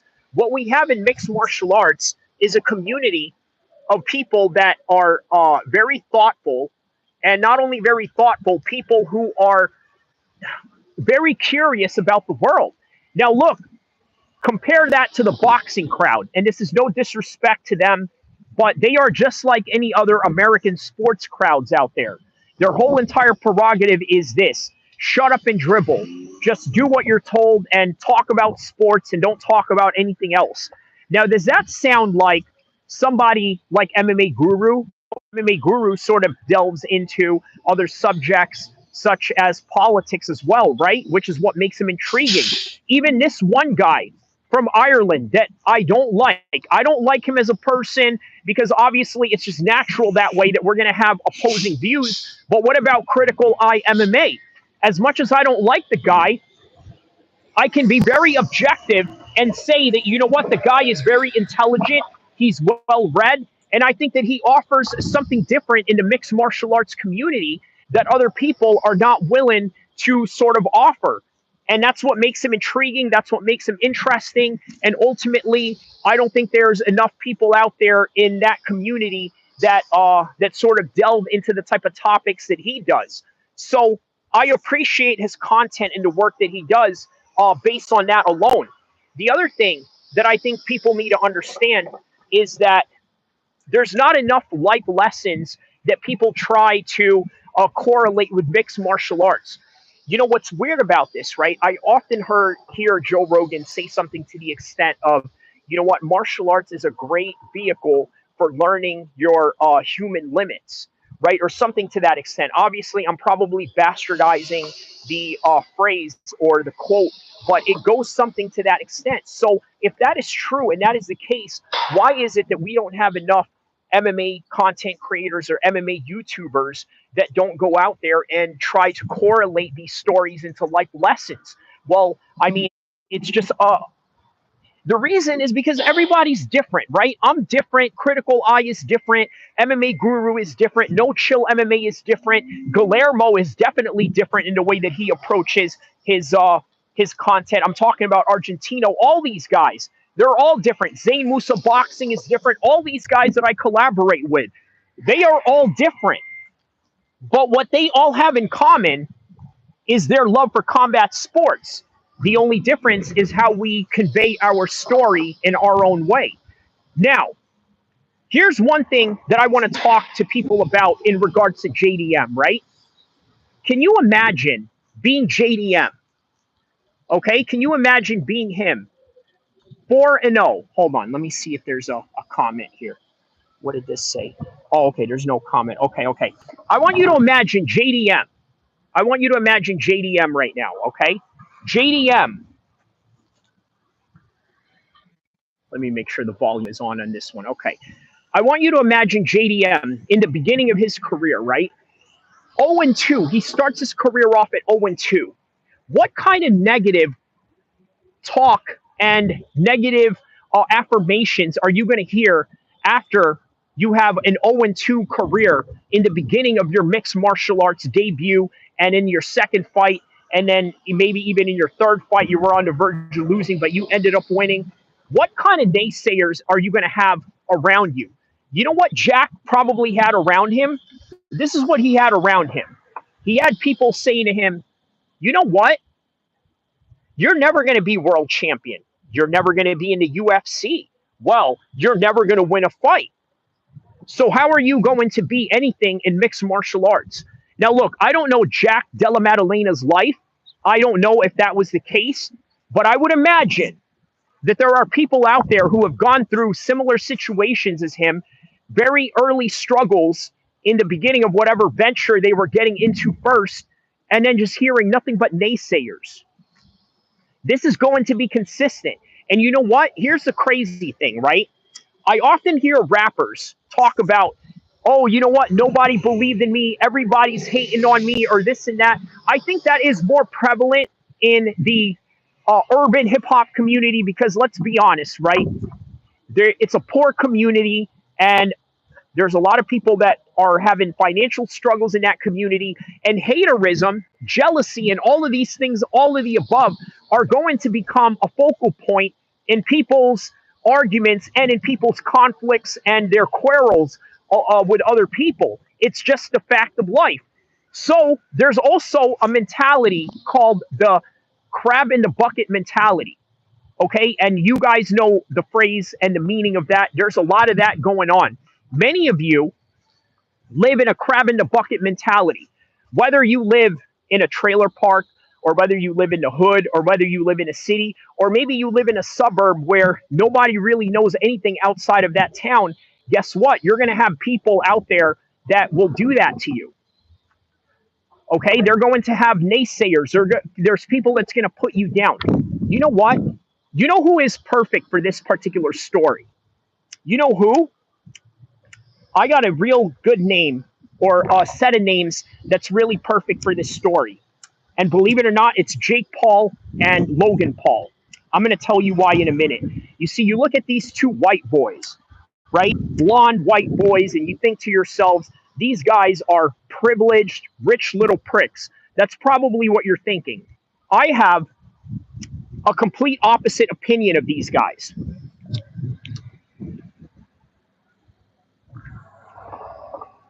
I'm going to tell you why. I have a complete opposite opinion of these men. First of all, Jake Paul and Logan Paul, I mean, look, they claim that they came from the muds of Ohio. I don't know how accurate that is. I don't know how real, I'm not sure how real that is. What I will say, in regards to that,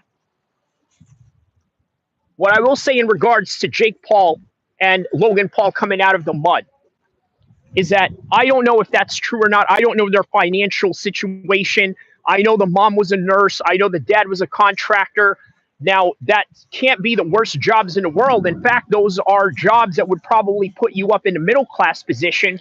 But again, you never know the economy of Ohio or how that goes down in their part of the world. So you don't know what type of socioeconomic prosperity or lack of that they were living under.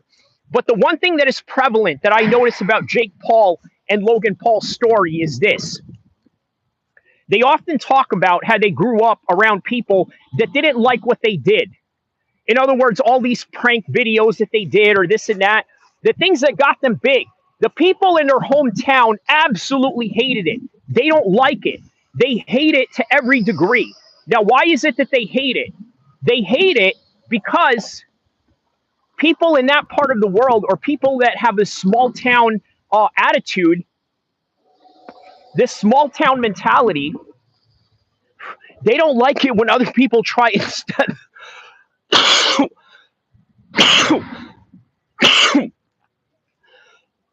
Excuse me.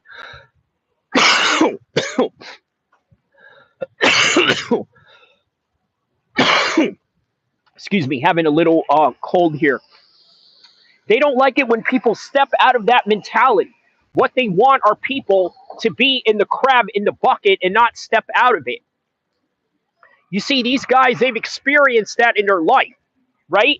A lot of you experience this in your life, and many of you allow people to put you down and allow yourselves to never rise above that. So, in other words, maybe you had a dream of being an artist. Somebody told you, well, none of that is ever going to make you money. Go get a real job. Some of you in here have probably tried to become fighters, UFC fighters, boxers, and things of that nature. And something happened along the lines where, you know what, you just can't do it because you allowed the people that kept telling you can't do it, and you actually listened to them. So as a result of you constantly listening to people that have no business giving you any advice, or anybody that has no ambitions of moving forward with their life, you allow them to break you, you allow them to destroy you. And as a result of that, you've never been able to reach your dreams. Look, man, here's another thing that I need to talk about too, right? Not everybody is going to accomplish their dreams. It is virtually impossible.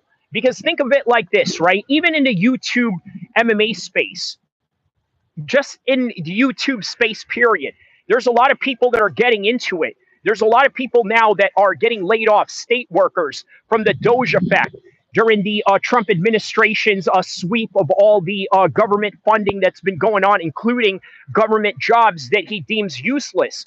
Many of those people are going to be put out in the streets, and many of those people are going to be out of the jobs. And when they are, guess what? Many of them are going to saturate the world of youth.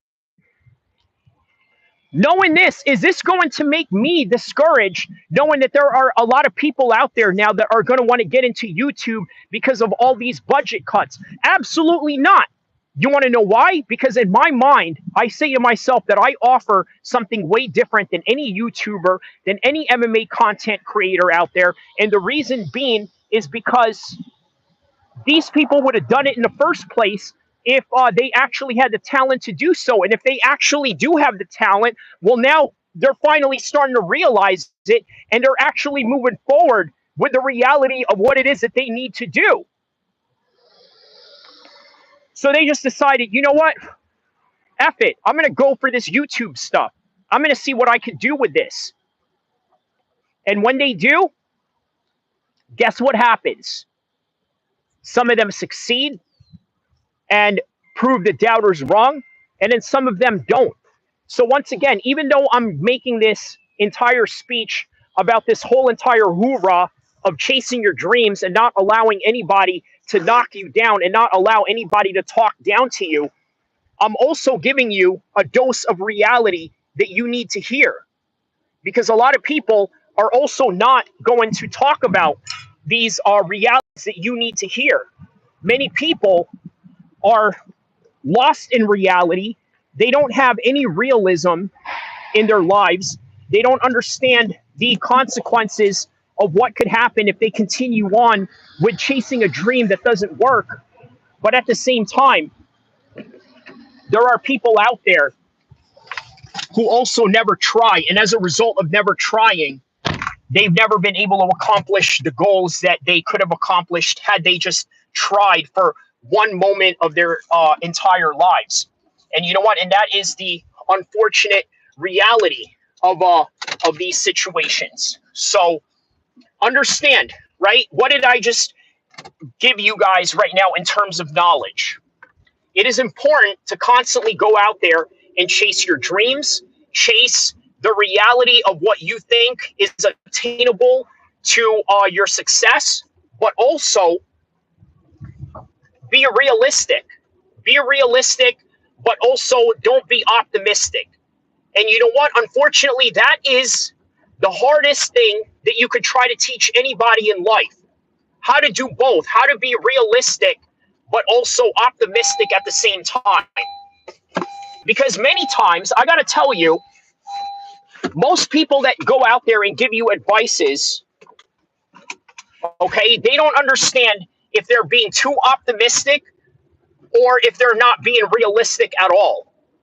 Okay, and then there are people out there that don't realize that maybe however realistic their advice is for your life choices, the other thing about that is they also don't have enough optimism to understand the reality of the world in which anybody at any time can obtain anything at any given moment, depending on who you are and your circumstances that are in front of you.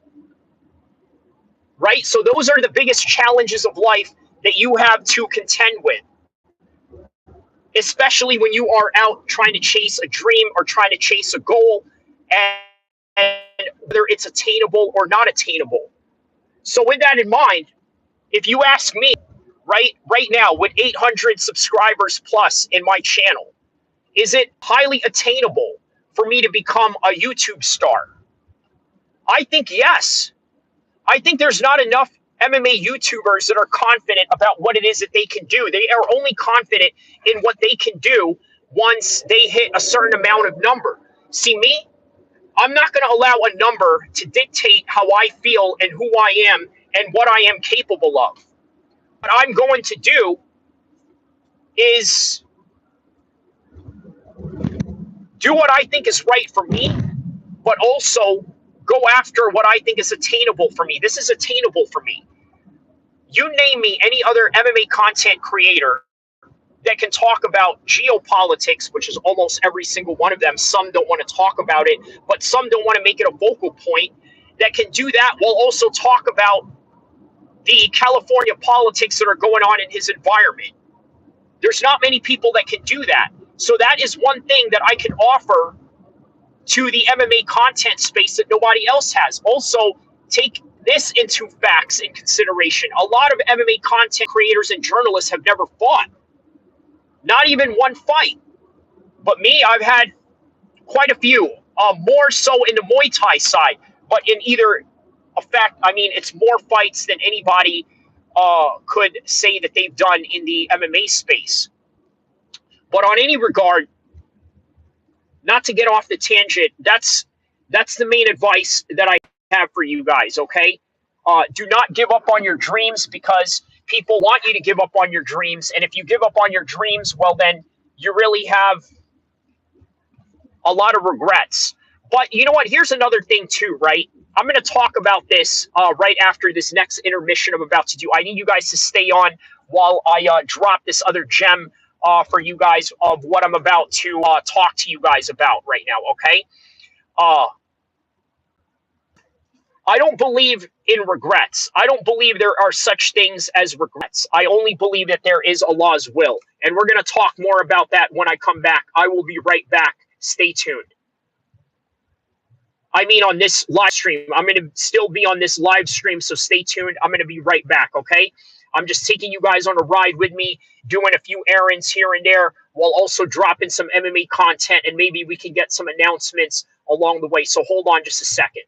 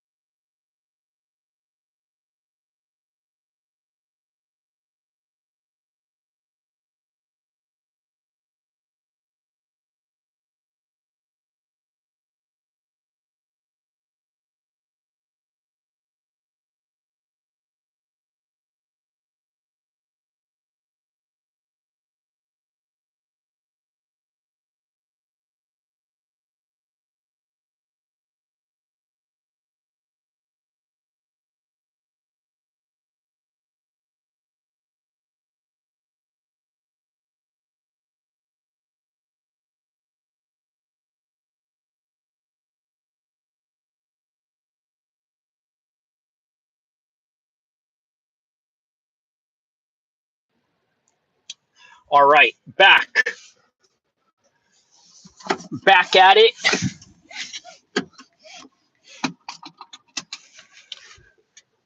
Back at it like an addict, as they say, right? I mean, I don't know. I don't know if addicts are really back at anything because, yeah. But anyways, yeah, just trying to rhyme something off of something. But on any regard, listen, this is what I was saying right before I had gotten off. Obviously, you guys are tuned into the bonus stream. This is the point of the stream where we're not really talking much about MMA. We're not really discussing anything regarding MMA. Just more like kind of closing the show off, but then also adding some different content into it. Things regarding life lessons, things that are outside of MMA, such as geopolitics and things that matter overall. Now, I just gotten off in the bonus stream earlier where I was talking about the subject matter on not allowing naysayers to get in your head, right? Chasing your dreams, but also having the reality of knowing if your dreams are attainable or not, right? Those are also important things that you have to take a look at as a serious consideration. What is realistic? What is attainable? And what you should do in order to have better life choices. Okay, that's one particular subject in that matter.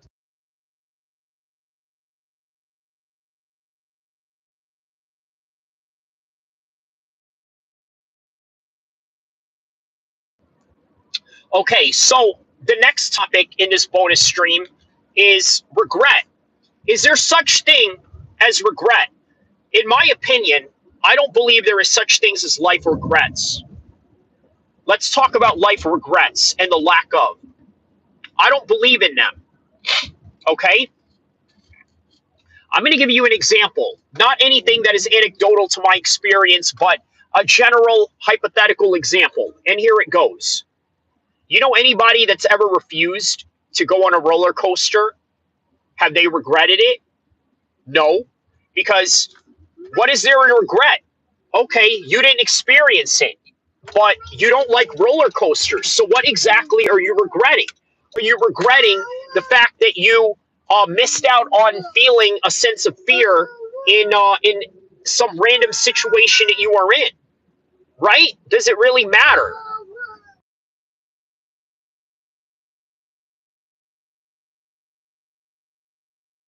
So I have a hard time believing in this notion of regret. Regret, right? I don't believe in regrets. I think that everything is done under Allah's will. There is no such thing as regret.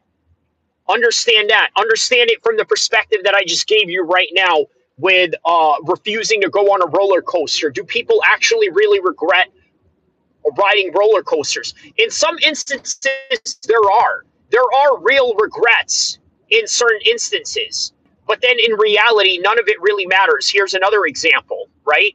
I had a buddy of mine, grew up together, we wrestled together, but unlike myself, he never fought, never competed, or anything like that. Whether it would be professional, whether it would be amateur, or whether it would be in the UFC, or shooting high and shooting lows and everything in between when it comes to fighting in all types of levels, he never did it.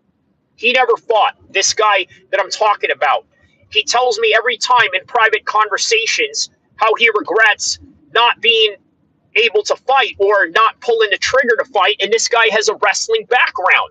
Because remember, this guy that's telling me this is a guy that I went to high school with a wrestling background and never fought, but he regrets it. Why does he? Now, here's the thing, right? If he regrets it, so what? Because that means that he never had to take serious. Think about that. Are you really regretting the fact that you didn't get to take any brain damage? Now, me, I've been in several wars in MMA and in Muay Thai. I've been in several wars in a gym with people. Maybe there is something wrong with my head a little bit. Maybe I do have underlying issues that I don't know about. Do I regret doing combat sports as a result of it? My answer is no. Want to know why? Well, think of it like this. Why do I have a YouTube channel? Why am I able to talk about MMA with authority? Of course, you don't need to have fought MMA. Look at the top MMA content creators today. None of these guys have ever fought, and that's completely okay. And you know what? It doesn't make them any more or any less knowledgeable than me or anybody that has fought. And I stand on that. And I stand on that as a stamp for people that haven't fought as somebody who did fight. Okay? So, not really the most regrettable thing for me to fight or not fight either way. If I had never fought, okay, no big deal. I'll just talk about it. Either way, I'm back in the same circle as I was. So if my buddy who regretted never fighting in his entire life after all the years that we've done wrestling together, if he regrets it now, does it really matter? In all honesty, maybe he would have made it to the UFC. Maybe he wouldn't. But if he didn't make it to the UFC, then guess what? It would have just been one of those situations where, you know what? This guy made it to the UFC, but then now has these underlying issues. Look, you guys seen what happened with Bruno Silva in that fight against Marc-Andre Boulay? Man, he rocked his ish. He rocked his ish off, and you know what? It put a dent in his skull. That elbow that he hit him with. It put a serious dent in his skull. So think about that. Think about the devastating effects that came into that. That's a harsh reality, my man. That's a harsh reality that we all have to face as combat sports figures, as combat sports athletes. You got to come to grips with that. So, rather unfortunate on the part of Bruno Silva, but even more unfortunate on the part of Marc-Andre Brulé, who has to experience that firsthand and in person.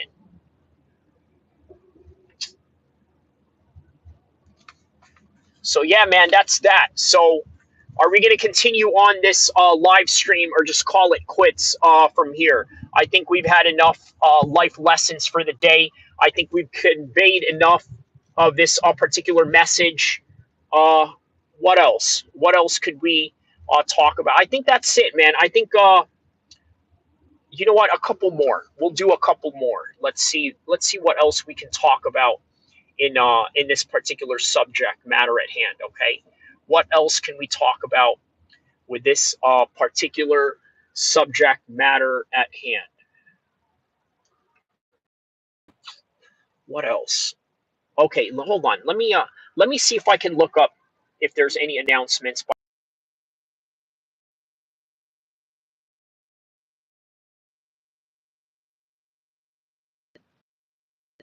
Yeah, sorry, nothing so far. Here's the thing that's weird about that, right? When they said later on today, they never gave a time, right? Which is what I find strange about all this. So you know what? I don't, man. I could stay on for a little longer. I could talk about just any random things that are going on right now. But at the same time, man, I really don't think there's anything going on right now. There's really nothing to cover at this particular moment of time. So what I will do is, I mean, look, I'm probably going to make a video on it anyway. I'm going to definitely make a video on it. So be on the lookout for that, because obviously there's going to be a response to Dana White's announcement. I was planning on doing it with this live stream, but I don't know how long we're going to have to wait until we figure out when his live stream is going to be and when he's going to talk about it. He didn't give a date. I mean, a time in this date. He gave a date, which is today, but not a particular time. He just says later on today. Now, what does later on today mean? Does that mean 2 o'clock? Does that mean 3 o'clock? Obviously, it's not noon. It's now past noon in the West Coast where he is at right now. In Vegas, because we have the same time zone as Vegas. So yeah, what did Fiverr here say? Dana White will announce actual relationship between him and Rogan. That's my prediction. That's a crazy one. What is your prediction for the announcement? Yeah, like I said, BKs, as I've said before, never expect extravagance out of the UFC. Always expect simplicity. And I think the simplicity that you're going to expect out of this is going to be Dana White announcing Ilia Topuria and Charles Oliveira. I think that's what you're going to get. Yeah, I think that's what you're going to get. Ilia Topuria and Charles, I think that's what it is. Do you disagree with my prediction, Fiverr? Yes, I wholeheartedly disagree with your haram prediction. That, my friend, is the most haram prediction that I have ever heard in my life. But you know what? Since we got a couple more people in here, you know what? Let's just keep this going right here, okay? Let's just keep this going, and you know what? And create our own topic and content to go off of, right? No Aspinall. No. If you're asking, that's what I think. No, I don't think it is. El Matador says, I think it will be Ilia and Islam. Yeah, you wish, right? El Matador, that's I believe, a parody account of Ilia Topuria. You would wish that, right? I think it's Ilia versus Islam. Fiverr says, I enjoy your channel. Well, I hope you enjoyed the life lesson that I did earlier. By the way, you guys are in the portion of the bonus stream of this particular content right now, so we're liable to just talk about anything. Because what I like to do with my lives, this is something often that a lot of people don't do when they do lives, right? What they don't do often is talk about what is in their description. Now, that's the weird thing about this, right? A lot of people don't talk about what is in their description. And I don't know why they do that. You know who's the worst at that, right? I'll tell you who's the worst at not speaking about that they don't speak about the topic onto their description. You know, Tyann Booth, he'll put on something on his title, Boxer A versus Boxer B, right? That's what he'll do. He'll say Boxer A versus Boxer B, and when he's doing Boxer A versus Boxer B, he doesn't normally talk about the fights. Let me get out of here from. Let me get out of a place here that's going to be a little bit more quieter. Let me find a quieter place here. Matter of fact, let me turn the camera this way. Okay, so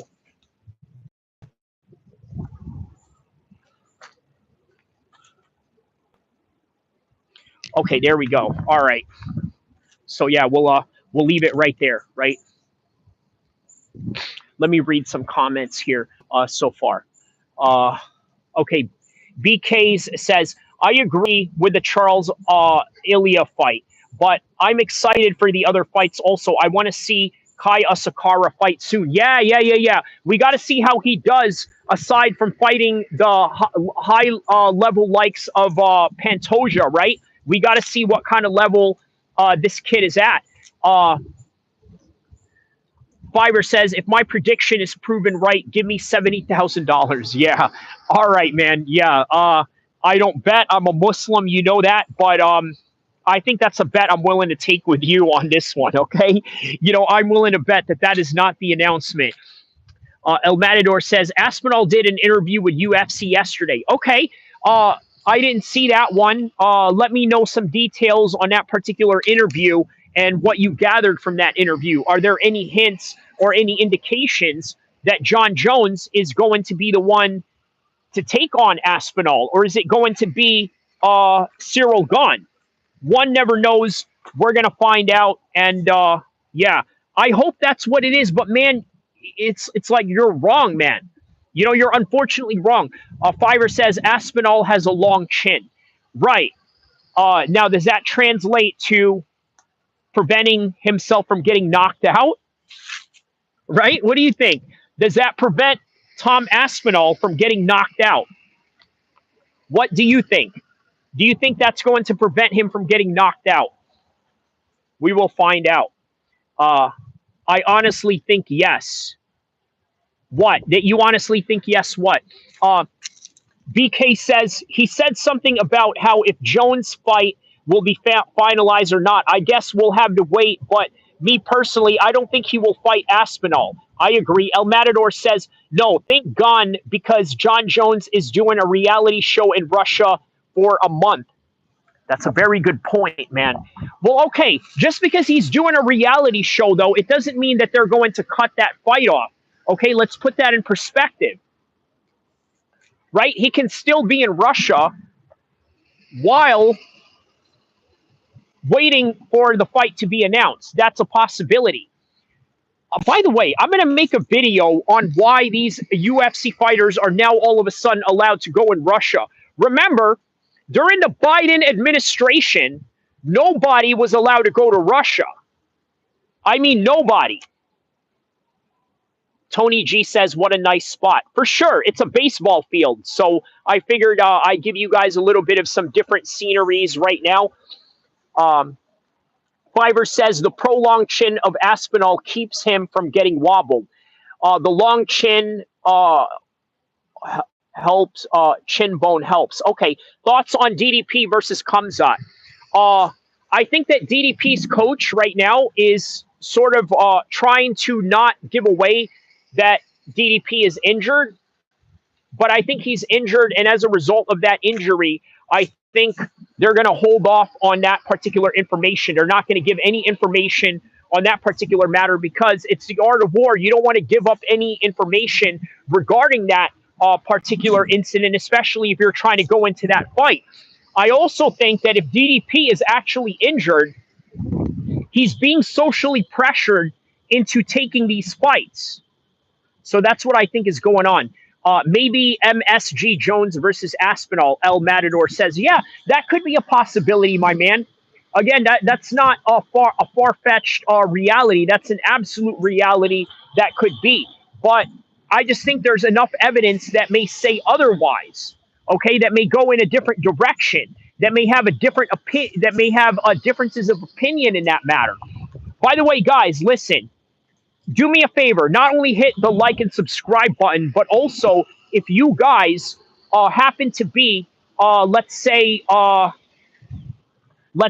Twitter, and you guys find out what the announcement is, please do not be shy to let me know because it's going to be very difficult for me to look through my phone while my phone is using itself for a live stream while also looking at the information in front of me. So please give me full details of the matter at hand just so we can get a full perspective on what it is that we need to find out about this particular matter at hand, okay? So, and remember, you guys are in the bonus stream right now. If you want the main topic at hand that I talk about on the description, please rewind from the very beginning, or you can join me right now in the live and in the bonus stream that we are doing right now. Bonus streams include me talking about random things about life, also just different sceneries that I'm going to give you guys across Sacramento.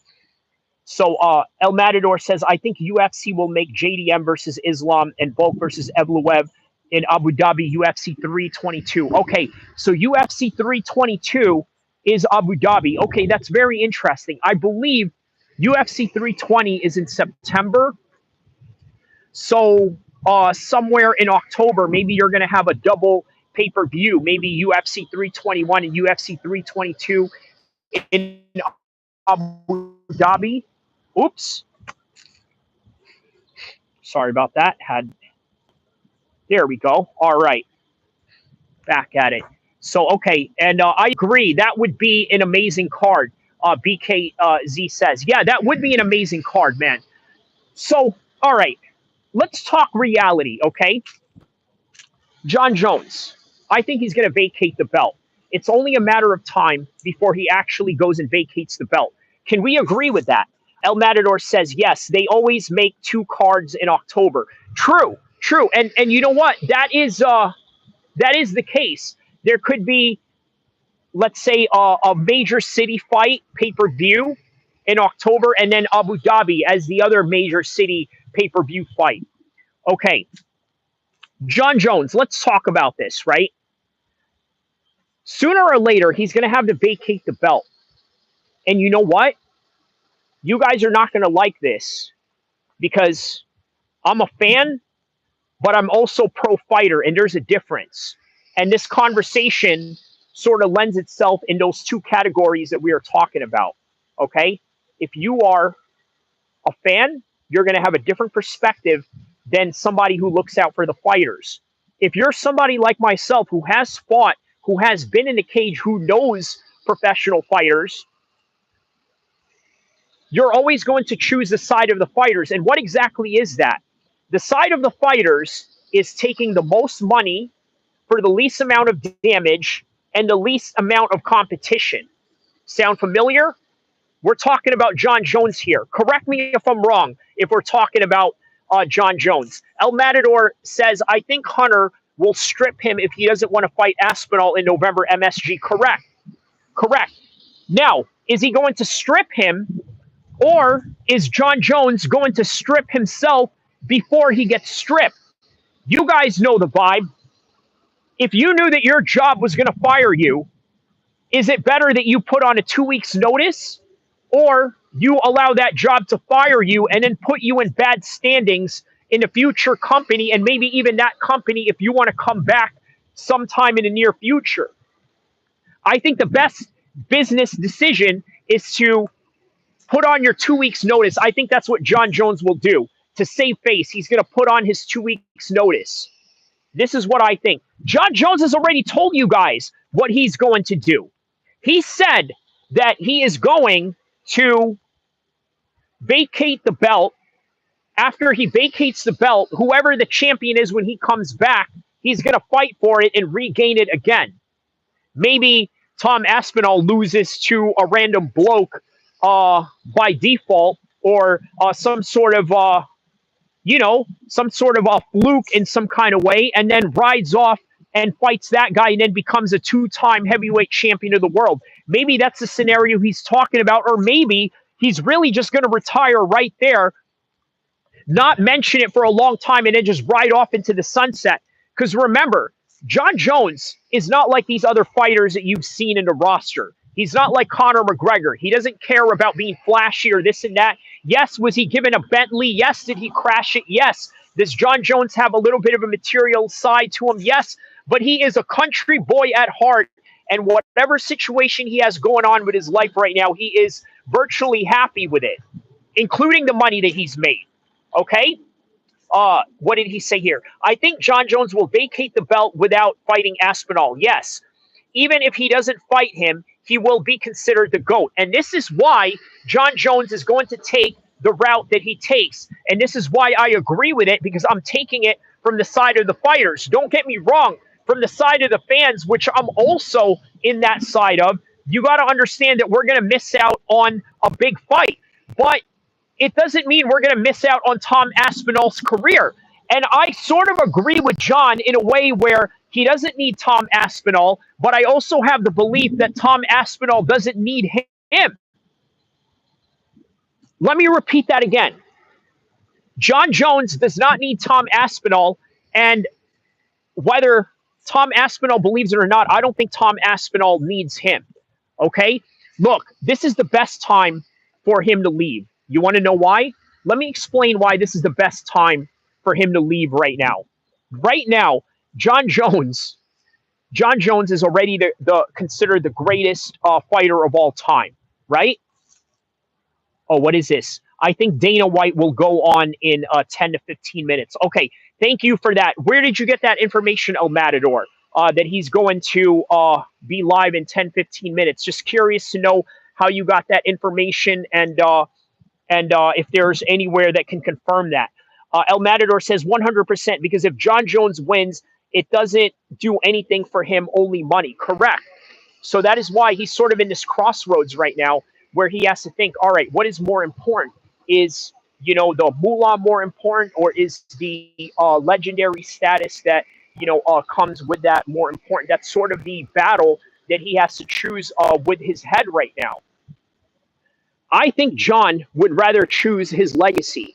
You want to know why? Because his legacy outside of his fight career is worth a whole lot more than if he had lost. Now, look, John Jones is always going to be John Jones. But if he's not going to be the greatest of all time, if he's not going to be the Floyd Mayweather of MMA, then what are we even doing sponsoring you in your post-fight career? George St. Pierre. You want to know why George St. Pierre is so rich right now in his post-UFC career? You want to know why? Because he retired with the belt. Not only did he retire with the belt, he came back and fought for the belt and then retired with it again in his second championship run in a different weight class. Okay? So as a result of that, please understand that it is not far-fetched for John Jones to choose a path where he ends up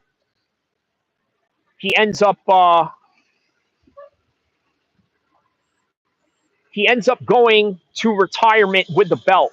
Because, believe it or not, long-term wise, listen, you guys are not going to like to hear this. Him being undefeated, retired undefeated, is worth a whole lot more than him leaving with a stain on his record as a Tom Aspinall loss. Because think about it. If you're an active champion, okay, there's a lot that you can market off of that. Okay, great. You're an active champion. We can do something with that. We could do things with that right now. Hold on, let me read these chats real quick. 100%, because if John wins, it doesn't do anything, only for money. El Matador says, my time. I don't know what the time is in the US. He always goes live 8 p.m. Yeah, this is 2 p.m. right now, or I'm sorry, it's going to be 3 p.m. right here in the West Coast. BKC says, totally agree. Yeah, so that's what I mean. Look, let's say he gets the Tom Aspinall fight. Let's look at the hypothetical scenario here, right? He gets money from the Tom Aspinall fight. Let's say the Saudis and Dana White all together collectively give him 30 million. Okay, he gets 30 million. You know John Jones is a crazy guy. You know he gets into situations. What if, God forbid, John Jones catches a murder case? Okay, let's talk about. I know this is dark and sinister to say, but just on a hypothetical scenario, what if he does catch a murder case? Right. Well, now he has to pay maybe 15 million of that money to his lawyers to try and make this go away. Okay, maybe even try to pay off some cops here and there or this and that. Look, he's like Conor McGregor. You look at Conor McGregor, right? You know, John Jones has not made that kind of money. Okay, if John Jones made the kind of money to where, all right, you know what? Hey, great. You know, I made enough, but I made enough to save. Conor McGregor made an insurmountable amount of money from the Floyd fight along with his whiskey deal. And guess what? He's still struggling even after that lawsuit he had with Nikita Hand in Ireland. So just saying that what if John Jones goes through that, right? Now he's down 15 million. Okay, but guess what? Imagine if he never had to take that money, never had to take that fight. In the long run, he now gets bigger sponsorships because he's undefeated. Well, now you could sign with Nike after your UFC run, okay? Because now you don't have to be stuck in a particular brand. You could go sign with Nike. You could go sign with Gatorade. He's had relationships with Gatorade. You don't have to go through Prime or any drink companies that the UFC goes through. You could go make your own whatever kind of brand you want, right? Not saying that I would advocate for it as a Muslim, but maybe like a liquor brand. He can go in that direction. And when he does, it's a lot more profitable because he is John Jones, the undefeated, undisputed champion of all time and retired as such. So the 30 million that he makes from that will, I mean, that's going to be a complete midget compared to the reality of what he makes in his post career. Because the most money that George St. Pierre made was in his post career, and that was due to the fact that he marketed himself as a champion that has beaten everybody. I don't want to say undefeated because he has been defeated, but the people that has defeated him, he has defeated. So in a way, it's like he is undefeated in his mixed martial arts career. So let me read the comments right here. What if John Jones fights Aspinall and beats him? Great. BK's asked, what if John Jones beats Tom Aspinall and beats him? Even better for his career. But do you really want to risk that? And again, this is why I say John Jones doesn't really need Tom Aspinall and vice versa. And then BK says that would be crazy. That would absolutely be crazy, my man. Definitely. El Matador says, I wish you worked for the UFC. You talk so good, brother. Thank you. Thank you. Well, in a way, I do kind of work for the UFC, right? I mean, if you're making content creation that deals with the UFC, you are pretty much, whether you know it or not, the media forefront of their company. So, you know, something to think about.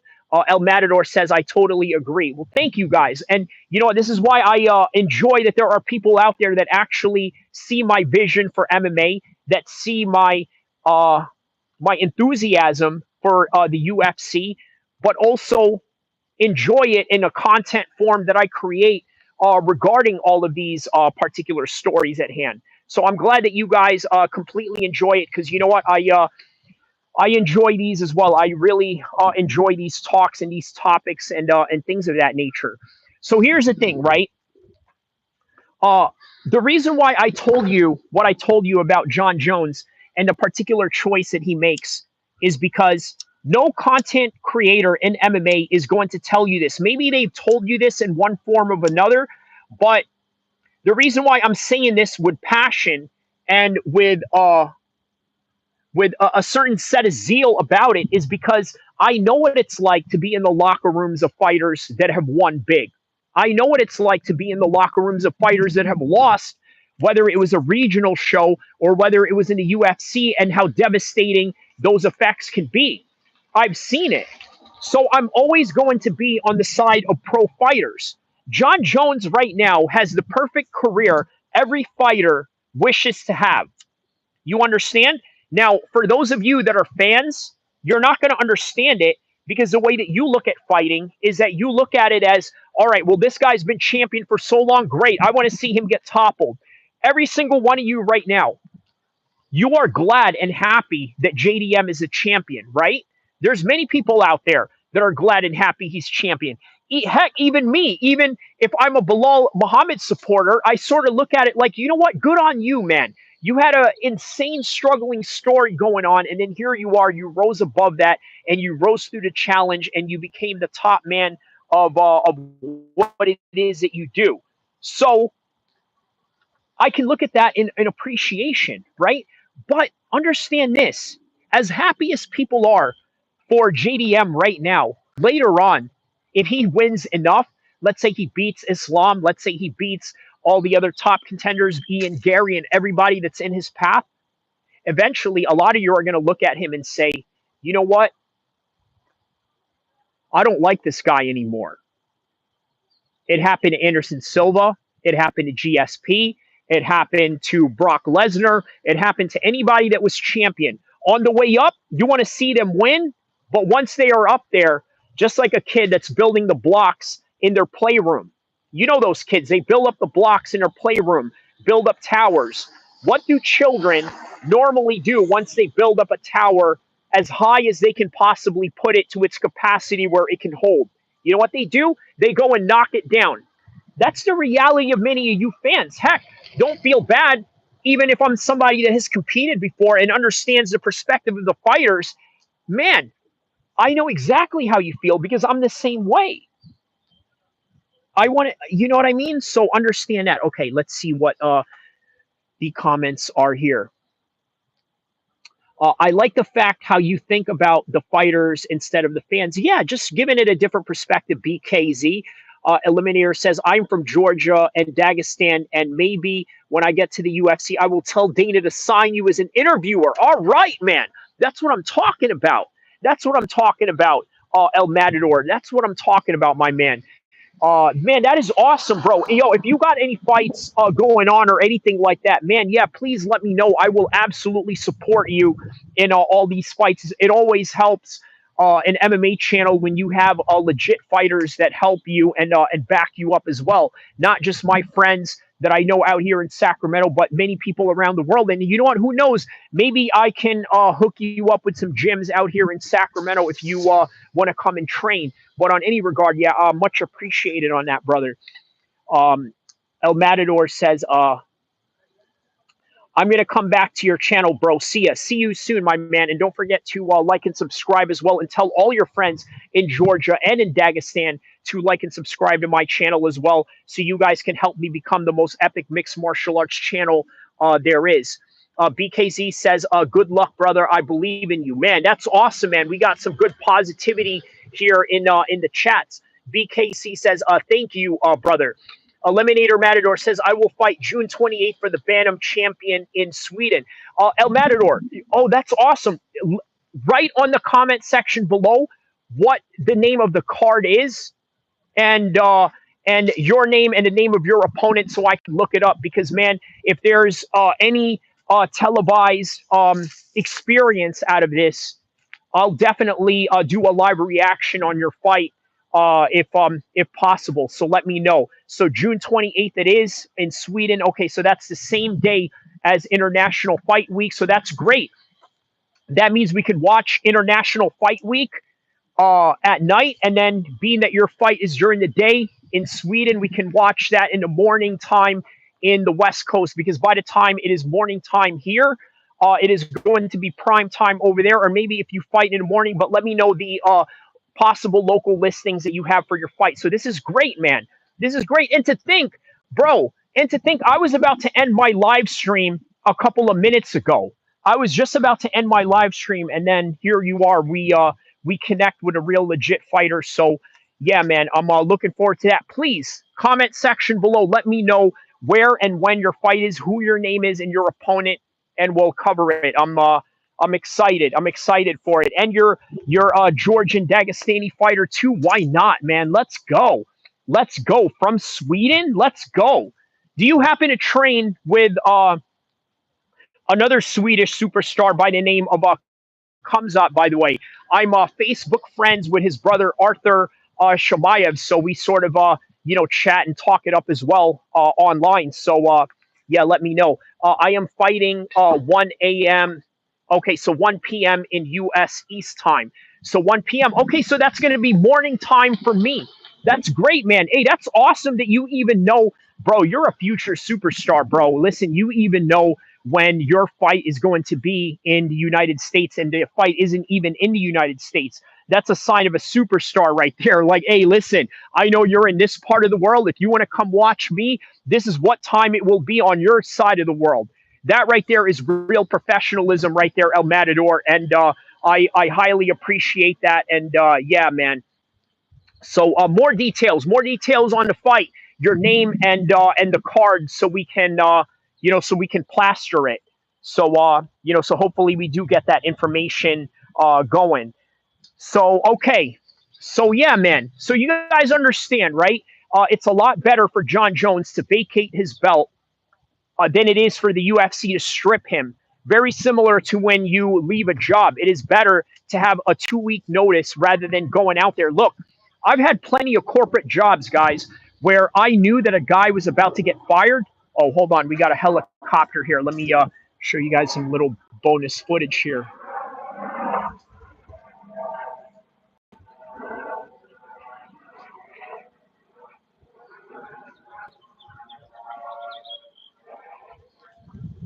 Okay, so Leonardo at 8 at 0.80. Okay, so I'm assuming that's your. Oh wow, my coach. Okay, so you do train with Kamzat. You do train with Kamzat. Okay, let me screenshot this so that I can get your information.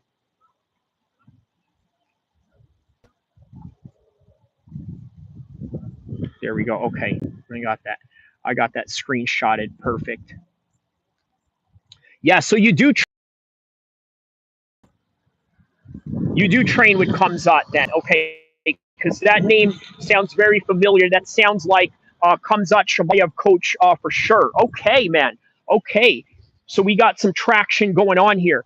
So yeah, man. That is the perspective that I wanted to bring up. And you know what? We got a legit fighter in the chat right now. Confirming everything that I'm saying. I train with Ali Taleb, PFL champion, and El-Kheer, former UFC champion, but Kamzat trains in Abu Dhabi. Okay, so the same gym. So you train at All Star pretty much in Stockholm. But yes, Kamzat does train in Abu Dhabi, but he is a member of your gym nonetheless, former UFC fighter. Yeah. Dana is live. Okay, so Dana is live right now. All right. We're going to stay on and we're going to find out what his announcement is. Let me know what the announcement is. I'm obviously not going to be able to watch it, but let me know what the announcement is, please. I'm going to stay tuned and wait. Let me know what the announcement is right now. Everybody hit the like and subscribe button. We're going to have people in the chat that's going to give us information on what Dana is going to announce, and then I'm going to react to it, and we'll go from there. And by the way, shout outs to El Matador on the chat. You can catch him at Leonardo 0.80 underscore. He said he's announcing 317. Okay, let's have it. Let's have it. Let's see. Let's see what this is.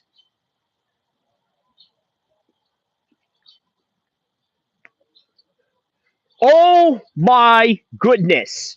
Oh my goodness. Oh my goodness. Is that right? Islam versus JDM confirmed for UFC 317. Is that right? Is that right? Confirmed. Shout outs to BK. Okay, I'm going to screenshot you right now. Shout outs to. Okay, confirmed. We got it confirmed. All right, let's get back to the background.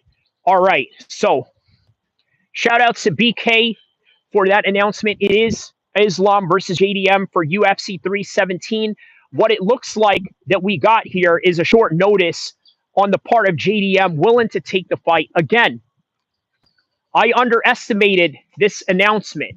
I thought that it was going to be Ilia Topuria and Charles Oliveira. Maybe that is what is coming as well. But understand this, right? JDM is one tough SOB. And I'm glad that I started this live stream talking about JDM and the inspiration that he inspired many people from around the world. Because guess what? He just inspired people again. And then the other one is Pantoja versus Kai Kara France. Okay, so BK, when you say confirmed, do you mean for UFC 317 or confirmed to be at a later date? Let me know the confirmation on that one.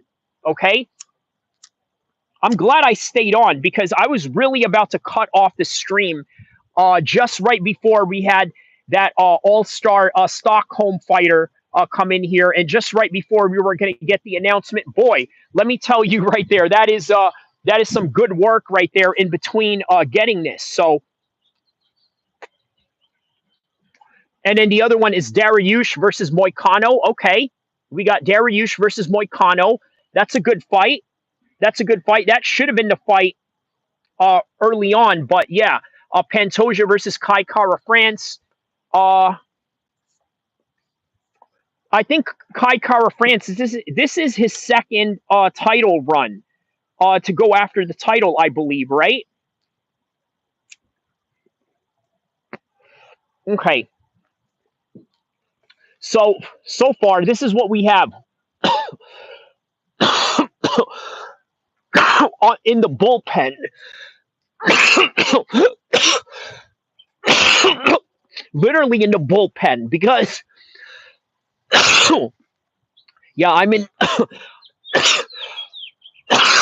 a baseball dugout right now, and we got Dariush versus Moicano, Pantoja versus Kai Kara France, and Islam versus JDM for the 170-pound championship.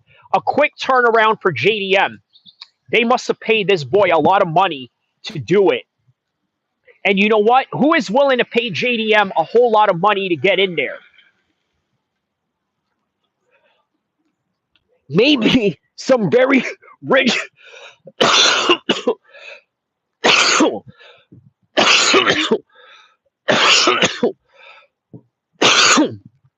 maybe some very rich Saudis that want to make this happen. What else here?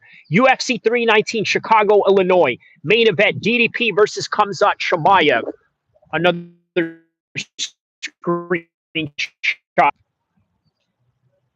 Another screenshot is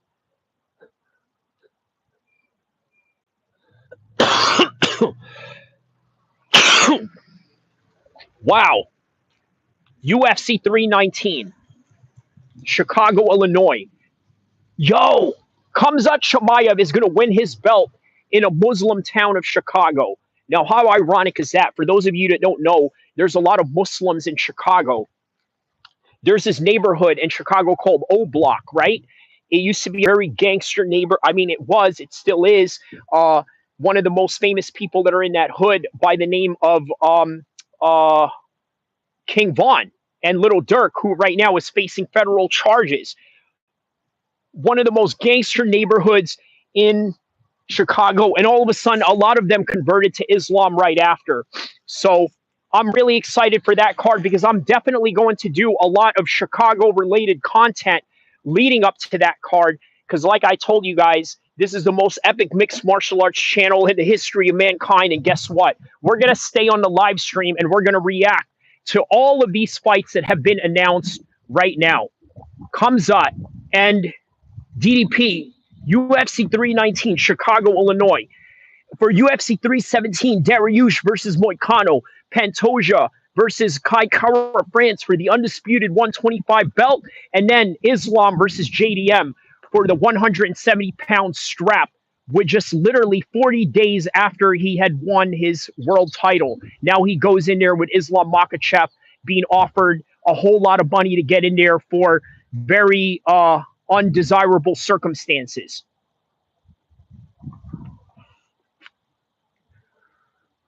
He just said he will announce the John Jones fight soon. Wow.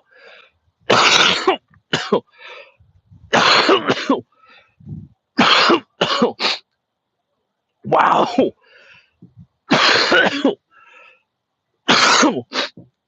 That is unbelievable.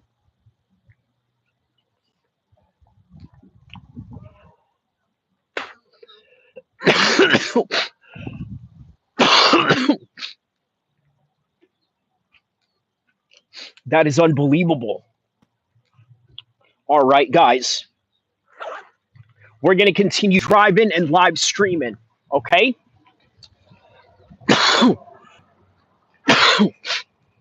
We got our confirmation.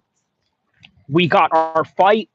And we're doing it on this live stream right now as we speak, live and in person. We are now finding out that DDP will be fighting Khamzat Chimaev, UFC 319 Chicago. Now, before I get into the kicks and punches of that fight, hold on just a second.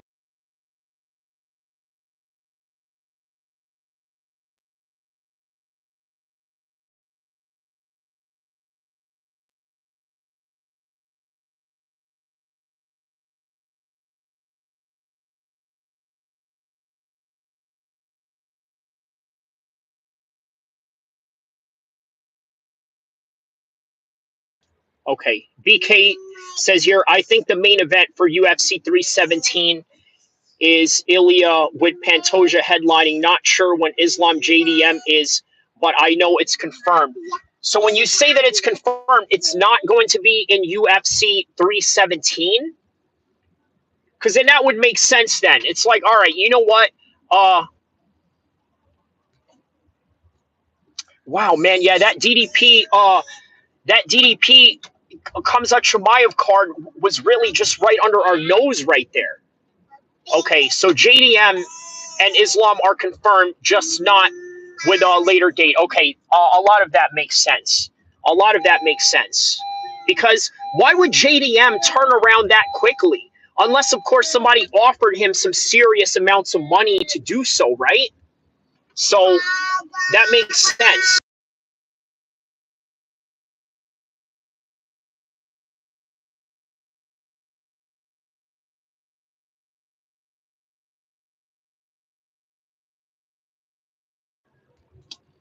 Okay, so what did BK's here says?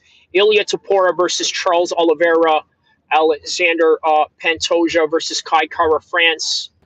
What do we got here? France is Benil Dariush versus Moicano, Brandon Royval versus Manel Cap. Okay, that's a good fight right there. Manel Cap versus Brandon Royval. That's a good fight. Okay. But okay, just to make sure, right? UFC 317 is not headlined by JDM and Islam Makhachev. That's going to be for a later date, correct? I need that. Those are all okay. So those are all you. Okay, so Ilya versus Charles. Okay, so Charles and Ilya are the main. So I was right. I was right with my prediction on what it was. Yes, later date. Okay. Okay, good, good. So that's to be announced. UFC 319, Chimaev and DDP, and then also JDM and Islam on a later date, which makes more sense. Because why would JDM be stupid enough to take this fight? And you know what? If there's champions out there that are dumb enough to take these types of fights, it would either be Michael Bisping, but I don't know about JDM. And quite frankly, I don't know too much about him on a personal level or even on a psychological study level to understand his temperament on what he would be willing to do. But I tell you what, it would not be smart taking a fight like that after. Look, JDM may have won that fight, but he got badly damaged. So you always got to remember that, right? He got badly damaged. So that right there would not have been an idealistic situation for him to take. Now, what is an idealistic situation? The idealistic situation here is that they fight at a later date where he can rest, recover, and you know what? I wouldn't be surprised that on this Monday right now, JDM is back in the gym, getting it in, sparring, getting some rounds, hitting the bag, doing some rolls, doing a little bit of everything to get himself ready for Islam Makhachev. Because he does need all the time in the world to take on Islam Makhachev. It's not going to be an easy fight. So, on any regard, that is all that we really have for this particular matter and topic at hand. I think we went about 3 hours so far, right? I think that's about 3 hours that we went. So let's see, 60, 120, 180. Okay, 60, 20. Okay, yeah, 60, 120. Okay, yeah, that's 180. So that's 3 hours. We've gone for 3 hours and 10 minutes now. I think that is all that we have for this one right now. We have our dates confirmed, and we got everything that we needed for the upcoming dates. That is all that we have for this one right now. Do not forget to like and subscribe. I will see you in the next one, inshallah. Stay tuned. Maybe we got another bonus stream. You never know.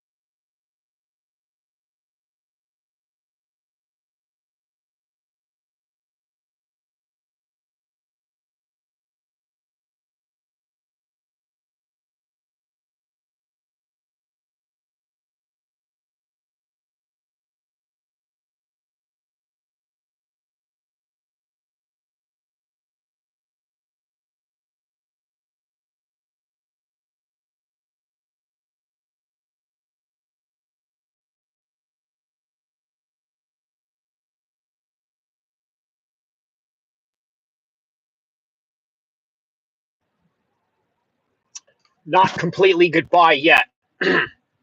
Not by a long shot. We got a lot to talk about in this particular topic at hand right now. Okay, we just now got confirmed a couple of dates that are later on. Let's decompartmentalize this, right?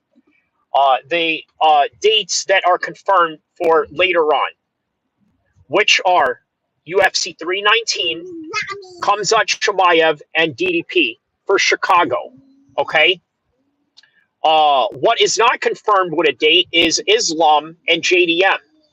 They only agreed with each other that they're going to fight. Now it is up to the UFC to get in there and create the card surrounding them and the venue, right? The venue, the country, and everything in between that they have to create out of this. And then obviously the Jones and the Tom Aspinall fight has yet to be announced.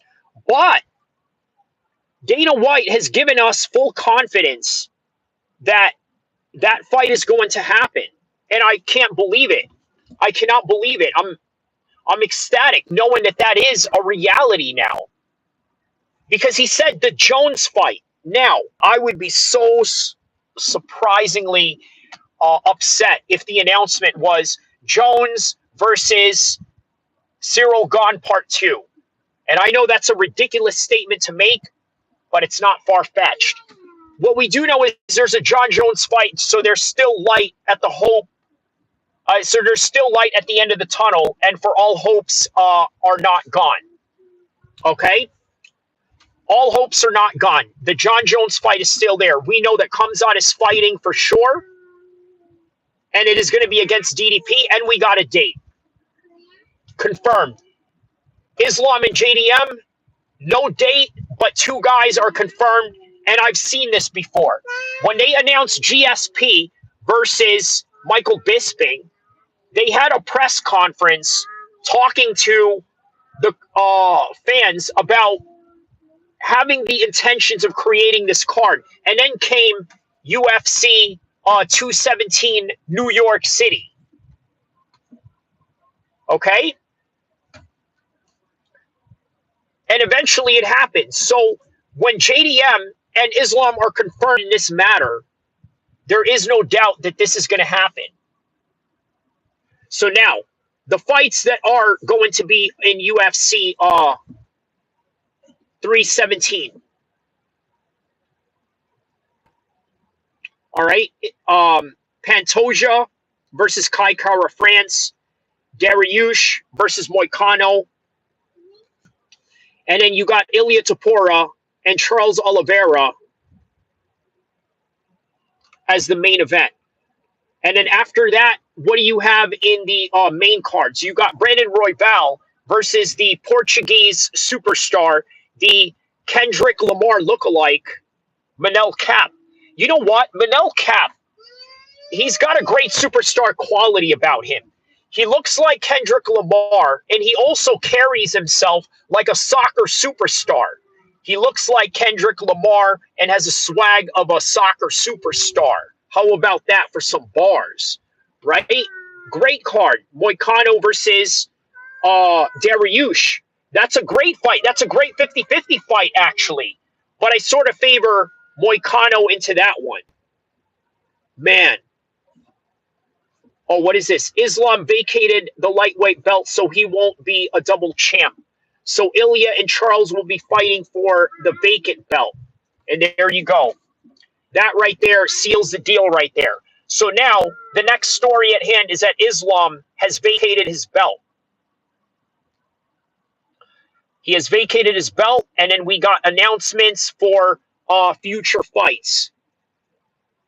I think I know what needs to be done now. We got to go make some videos on this particular topic. Obviously, it was great doing this on a live stream and getting this recorded, getting it live as we were getting the reaction to it. Well, obviously, I didn't watch the Dana White video, but now at this point, does it really make a difference, me seeing Dana White's head and face saying the same things that you guys just gave me an announcement on? But on any regard, this is a life of an MMA content creator, right? An MMA YouTuber. At one point, I was the guy watching other people reacting to these announcements, and now I'm the guy that's in front of the camera, having people in the chat letting me know what's up while reacting to it at the same time, right? Not really watching other content creators, because you want to create your own identity, your own swag, and your own style, and not divert yourself from your own original ideas. So, an interesting turn of events.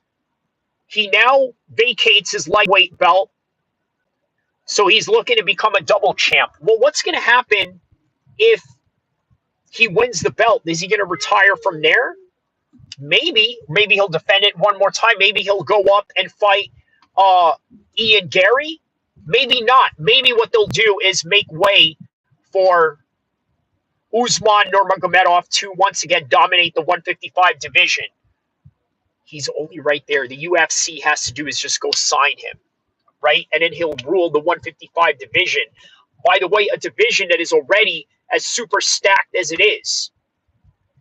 So that's insane, man. Islam vacates the lightweight belt, so he won't be double champ. So Ilya and Charles will now fight for the undisputed belt. You know what? I think that's the right thing to do. Even though Ariel Helwani, I sort of slagged him off about it, it makes sense. But you know what? It doesn't take away from you being champ. Jab and move. But on any regard, that is all that I have for you guys right now. Don't forget to like and subscribe. I will see you in the next one, inshallah. Goodbye for now. Can you hear me still? If you can hear me, I'll continue going. Am I heard? Yup, you can hear me. Okay, because my battery just died for my headphones. Sorry. Okay, so you guys can hear me. All right, F it. We'll just do a bonus stream now. Okay, let's do a bonus stream.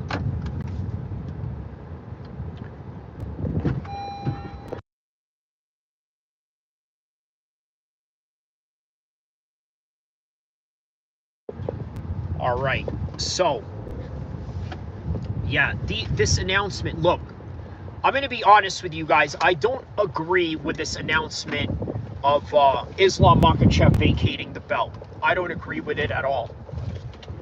I'm going to tell you why. I'm going to tell you why I don't agree with it at all, okay? Look, I want you to imagine this, right? Conor McGregor is the only guy that was allowed to be a double champ. And you know what? Here's the thing, right? Maybe it's warranted. Maybe it's warranted because, let's be honest, Islam Makhachev is a popular champion, but he's not as popular as Conor McGregor. So to give these opportunities to Conor McGregor and no one else almost seems deserving of Conor McGregor's part due to the magnitude and the media attention that he garnered during his era. Right? Like, think about that. Nobody else is allowed to have the double championship. Not Ilya Topuria, not Islam Makhachev, not even JDM if he wants to move up to 185. I guarantee you, if JDM starts stringing up a few wins at 170 post-Islam and he wants to go up to 185, they'll let him, but drop the belt so Ian Gary and Joaquin Buckley can go fight for it. You see what I'm saying? And that is in a hypothetical sense that if Joaquin Buckley was to walk through Usman. Toxic Gameplay says, you'll do nothing. My man McGregor was iconic. He was, man. He was. And you know what? We can create another segue topic into this. There was nobody that was more dynamic and more impactful in the game than Conor McGregor. And quite frankly, the reality and the state that Conor McGregor is in right now, it's sad to say that. It's absolutely sad to say that. BKZ says, I really do think Buckley walks through Usman. That could be a possibility. TKO or doctor stoppage, I'm telling you. All right, man. I tell you what, I'm going to remember that specific prediction. So when that fight happens and when it's finished, we're going to have receipts, and I'm going to give you praise on those receipts. Okay? So I'm going to try to remember that. I always try and remember bold predictions, whether it's mine or if it's somebody else's. And if it's somebody else's, I'm going to let it be known like, hey, this guy predicted this specifically, because what you're saying, even though I didn't think about that, I just thought, you know what? There's a great possibility Buckley knocks him out, right? As this new crop of 170-pounder, right now he beats Usman after beating Colby Covington, who was a longtime contender, now beating the longtime champion, now former champion in the likes of Usman. What did Toxic Gameplay here says? Toxic Gameplay says, but that boxing money destroyed his drive. You know what? That's a crazy thing to mention, but it's true, man. I gotta tell you. You know what I mean? Yeah, it definitely destroyed his drive. I'm gonna tell you why in a second, right? Remember what I told you when I said earlier that John Jones has some legacy options in his path right now, right? For example, if Tom Aspinall was to give him a $30 million fight, and he loses, he could easily lose that money in a certain short period of time, right? It's very easy for him to lose that money in a short period of time. However, if he was to retire undefeated, the positivity of retiring undefeated, you know what it would give him? It would give him assurance in, what do you call it? Building a brand of being an undefeated fighter and then garnering more sponsorships. So in other words, if McGregor never took the Mayweather fight, he would have been big on his own lane. You understand what I'm saying? Yeah. He would have had been big in his own lane. But the reason why McGregor right now is as big as he is quite simply only because of the Mayweather effect. I want you to let that sink in. McGregor is only big right now because of the McGregor effect.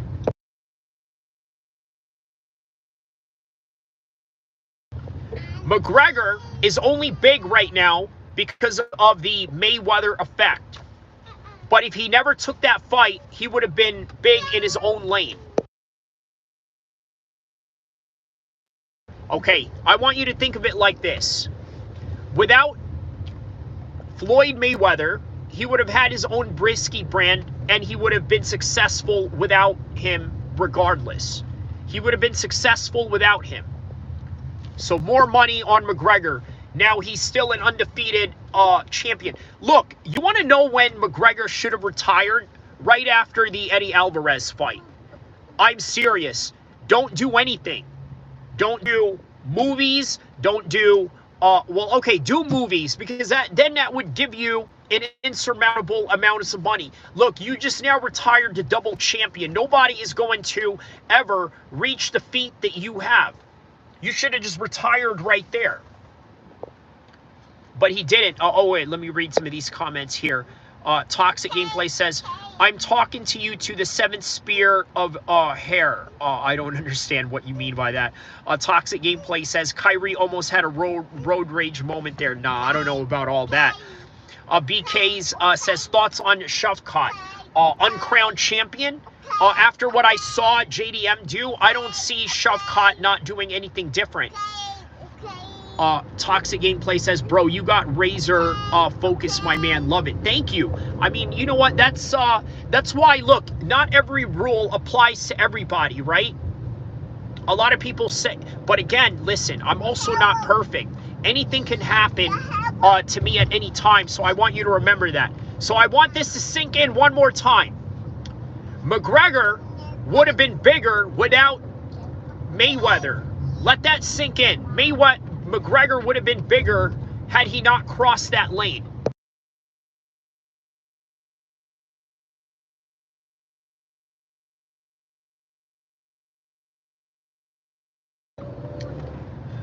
Toxic Gameplay says, I've seen you stern but not angry. No, you know what? There were a few times I've gotten angry here in the stream. You know what? I believe it was a Brandon Allen fight.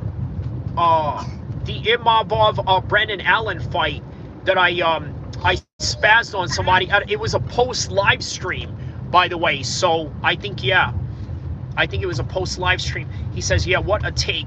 Buzz BK says, you mean if he continued his career in the UFC? Yeah, he should have just stopped at the Eddie Alvarez fight. Think about it. Nobody would have been able to accomplish that. And then afterwards, he could have garnered multiple sponsorships out of that. He would have still continued on with the whiskey. He could have lived off of that easily. He could have done movies. Now he's getting paid more than the UFC. Now he retires undefeated. No, well, no, not undefeated. He obviously lost to Nate Diaz, but then he got that back. It would have been the perfect UFC career. The only guy that he would have lost to would have been that 125er that submitted him on a fluke. Okay? When he submitted him on the fluke, that would have been his only loss. And then Toxic Gameplay says, but you are very good with kids. I can tell, brother. That's how you deal with trolls in the chats, like kids. Yeah. You know what? You know what it is like when you understand that their energy is going off of childish behavior, you almost sort of oblige to that same energy, right? In other words, just, I guess, match people's energy.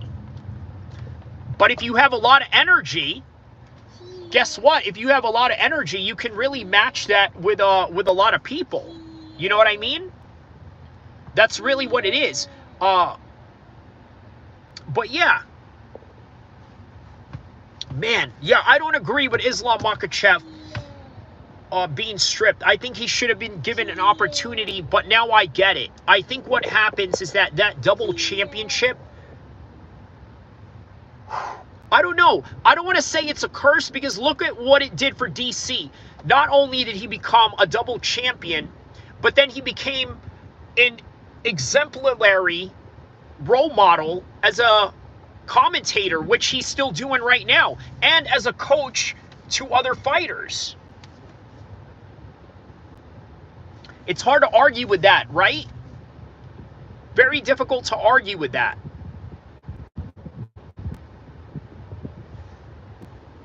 But then again,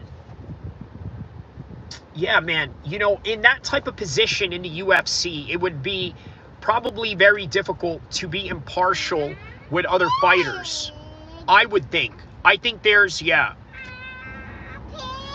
Toxic Gameplay says, Dagestan is too powerful in the fight game. You think so? You think so? Like a very powerful... I would say so. They are. Like, especially if Islam goes through with this and wins. Bro, listen. He's beyond the Khabib spear at that point. Think about that. He would be way beyond the Khabib spear at that point. So, yeah, man. That's really what it comes down to. It would be a very difficult thing for anybody to accomplish ever again. Now, I never thought we would see another double champ, but you know what? Fortune favors the brave. Islam Makhachev right now is sort of in that same trajectory. Look, if you look at Islam Makhachev, right? He's a bit of a stunt driver. He does motocross bikes, which, by the way, is highly dangerous. Donald Cerrone does it. It was highly dangerous when he was fighting and while he was doing it. But Islam Makhachev loves it because he's stuntman. He loves to take risks. Toxic Gameplay says Arthur better be F2. Yeah, he's right up there. You could say that even with the unfortunate result of the Dimitri Bivol fight. But either way, I think, yeah, man, both him and Dimitri Bivol have each other's number, and that's just really all there is to it when it comes to guys like that. You know what I mean? They have each other's number, and that's really all there is to it. In the next fight around, Arthur Beterbiev could probably beat him. That is, if they even give him an opportunity to do so. Corey Dismuke says, back at it. Back at it again, I see. Of course, man. You know, just trying to, you know, trying to create content and fulfill my dreams, my man. That's all it is. Because you know what? Outside of YouTube, I've already accomplished everything that I've ever wanted, both on a personal and professional level, right? Everything that I've ever wanted to train and do in martial arts, I have. So I'm very satisfied and happy with my life. And let's just say that I live a very comfortable life, right? And a very happy life at that. So I need new challenges in life. You know what I mean? With those new challenges, now it's YouTube. So what do I want to do? I want to become the best MMA YouTuber out there, and I believe that I have the skills, the charisma, and the work ethic to do it, so why not? You know what I mean? Why not do it? Corey says hi. That's what's up, man. More power to you, brother. Thank you. Thank you for the support. And you know what? There was a lot of news today to cover, so I figured why not condense it all in a live stream. And by the way, guys, don't forget to hit the like and subscribe button as we continue more into this particular subject that we're about to get into, right? We've had all the fights announced today. We got all the reactions to all the new matchups that are going to come about without an actual fight card around it, such as Islam versus JDM. But we also got confirmed of the DDP versus Khamzat Chimaev fight, which is set to take place in Chicago, Illinois, UFC 219. A great city for a future Muslim champion to win at, because it is a Muslim town as well in the Midwest of the United States. So who you got versus DDP versus Khamzat? BK, it is BK all day and Khamzat all day. That's what I say. You know what I mean? So shout outs to BK on that one. So yeah, man, with that in mind, guys, really, that is all that I have for you on this one. I think I've exhausted all the time that we had. I think that we covered everything that we needed. Do not forget to like and subscribe. Also, check out my upcoming videos. Shoot, I'm going to make new videos regarding the news that we just heard today. Don't forget to like and subscribe. I'll see you in the next one, inshallah.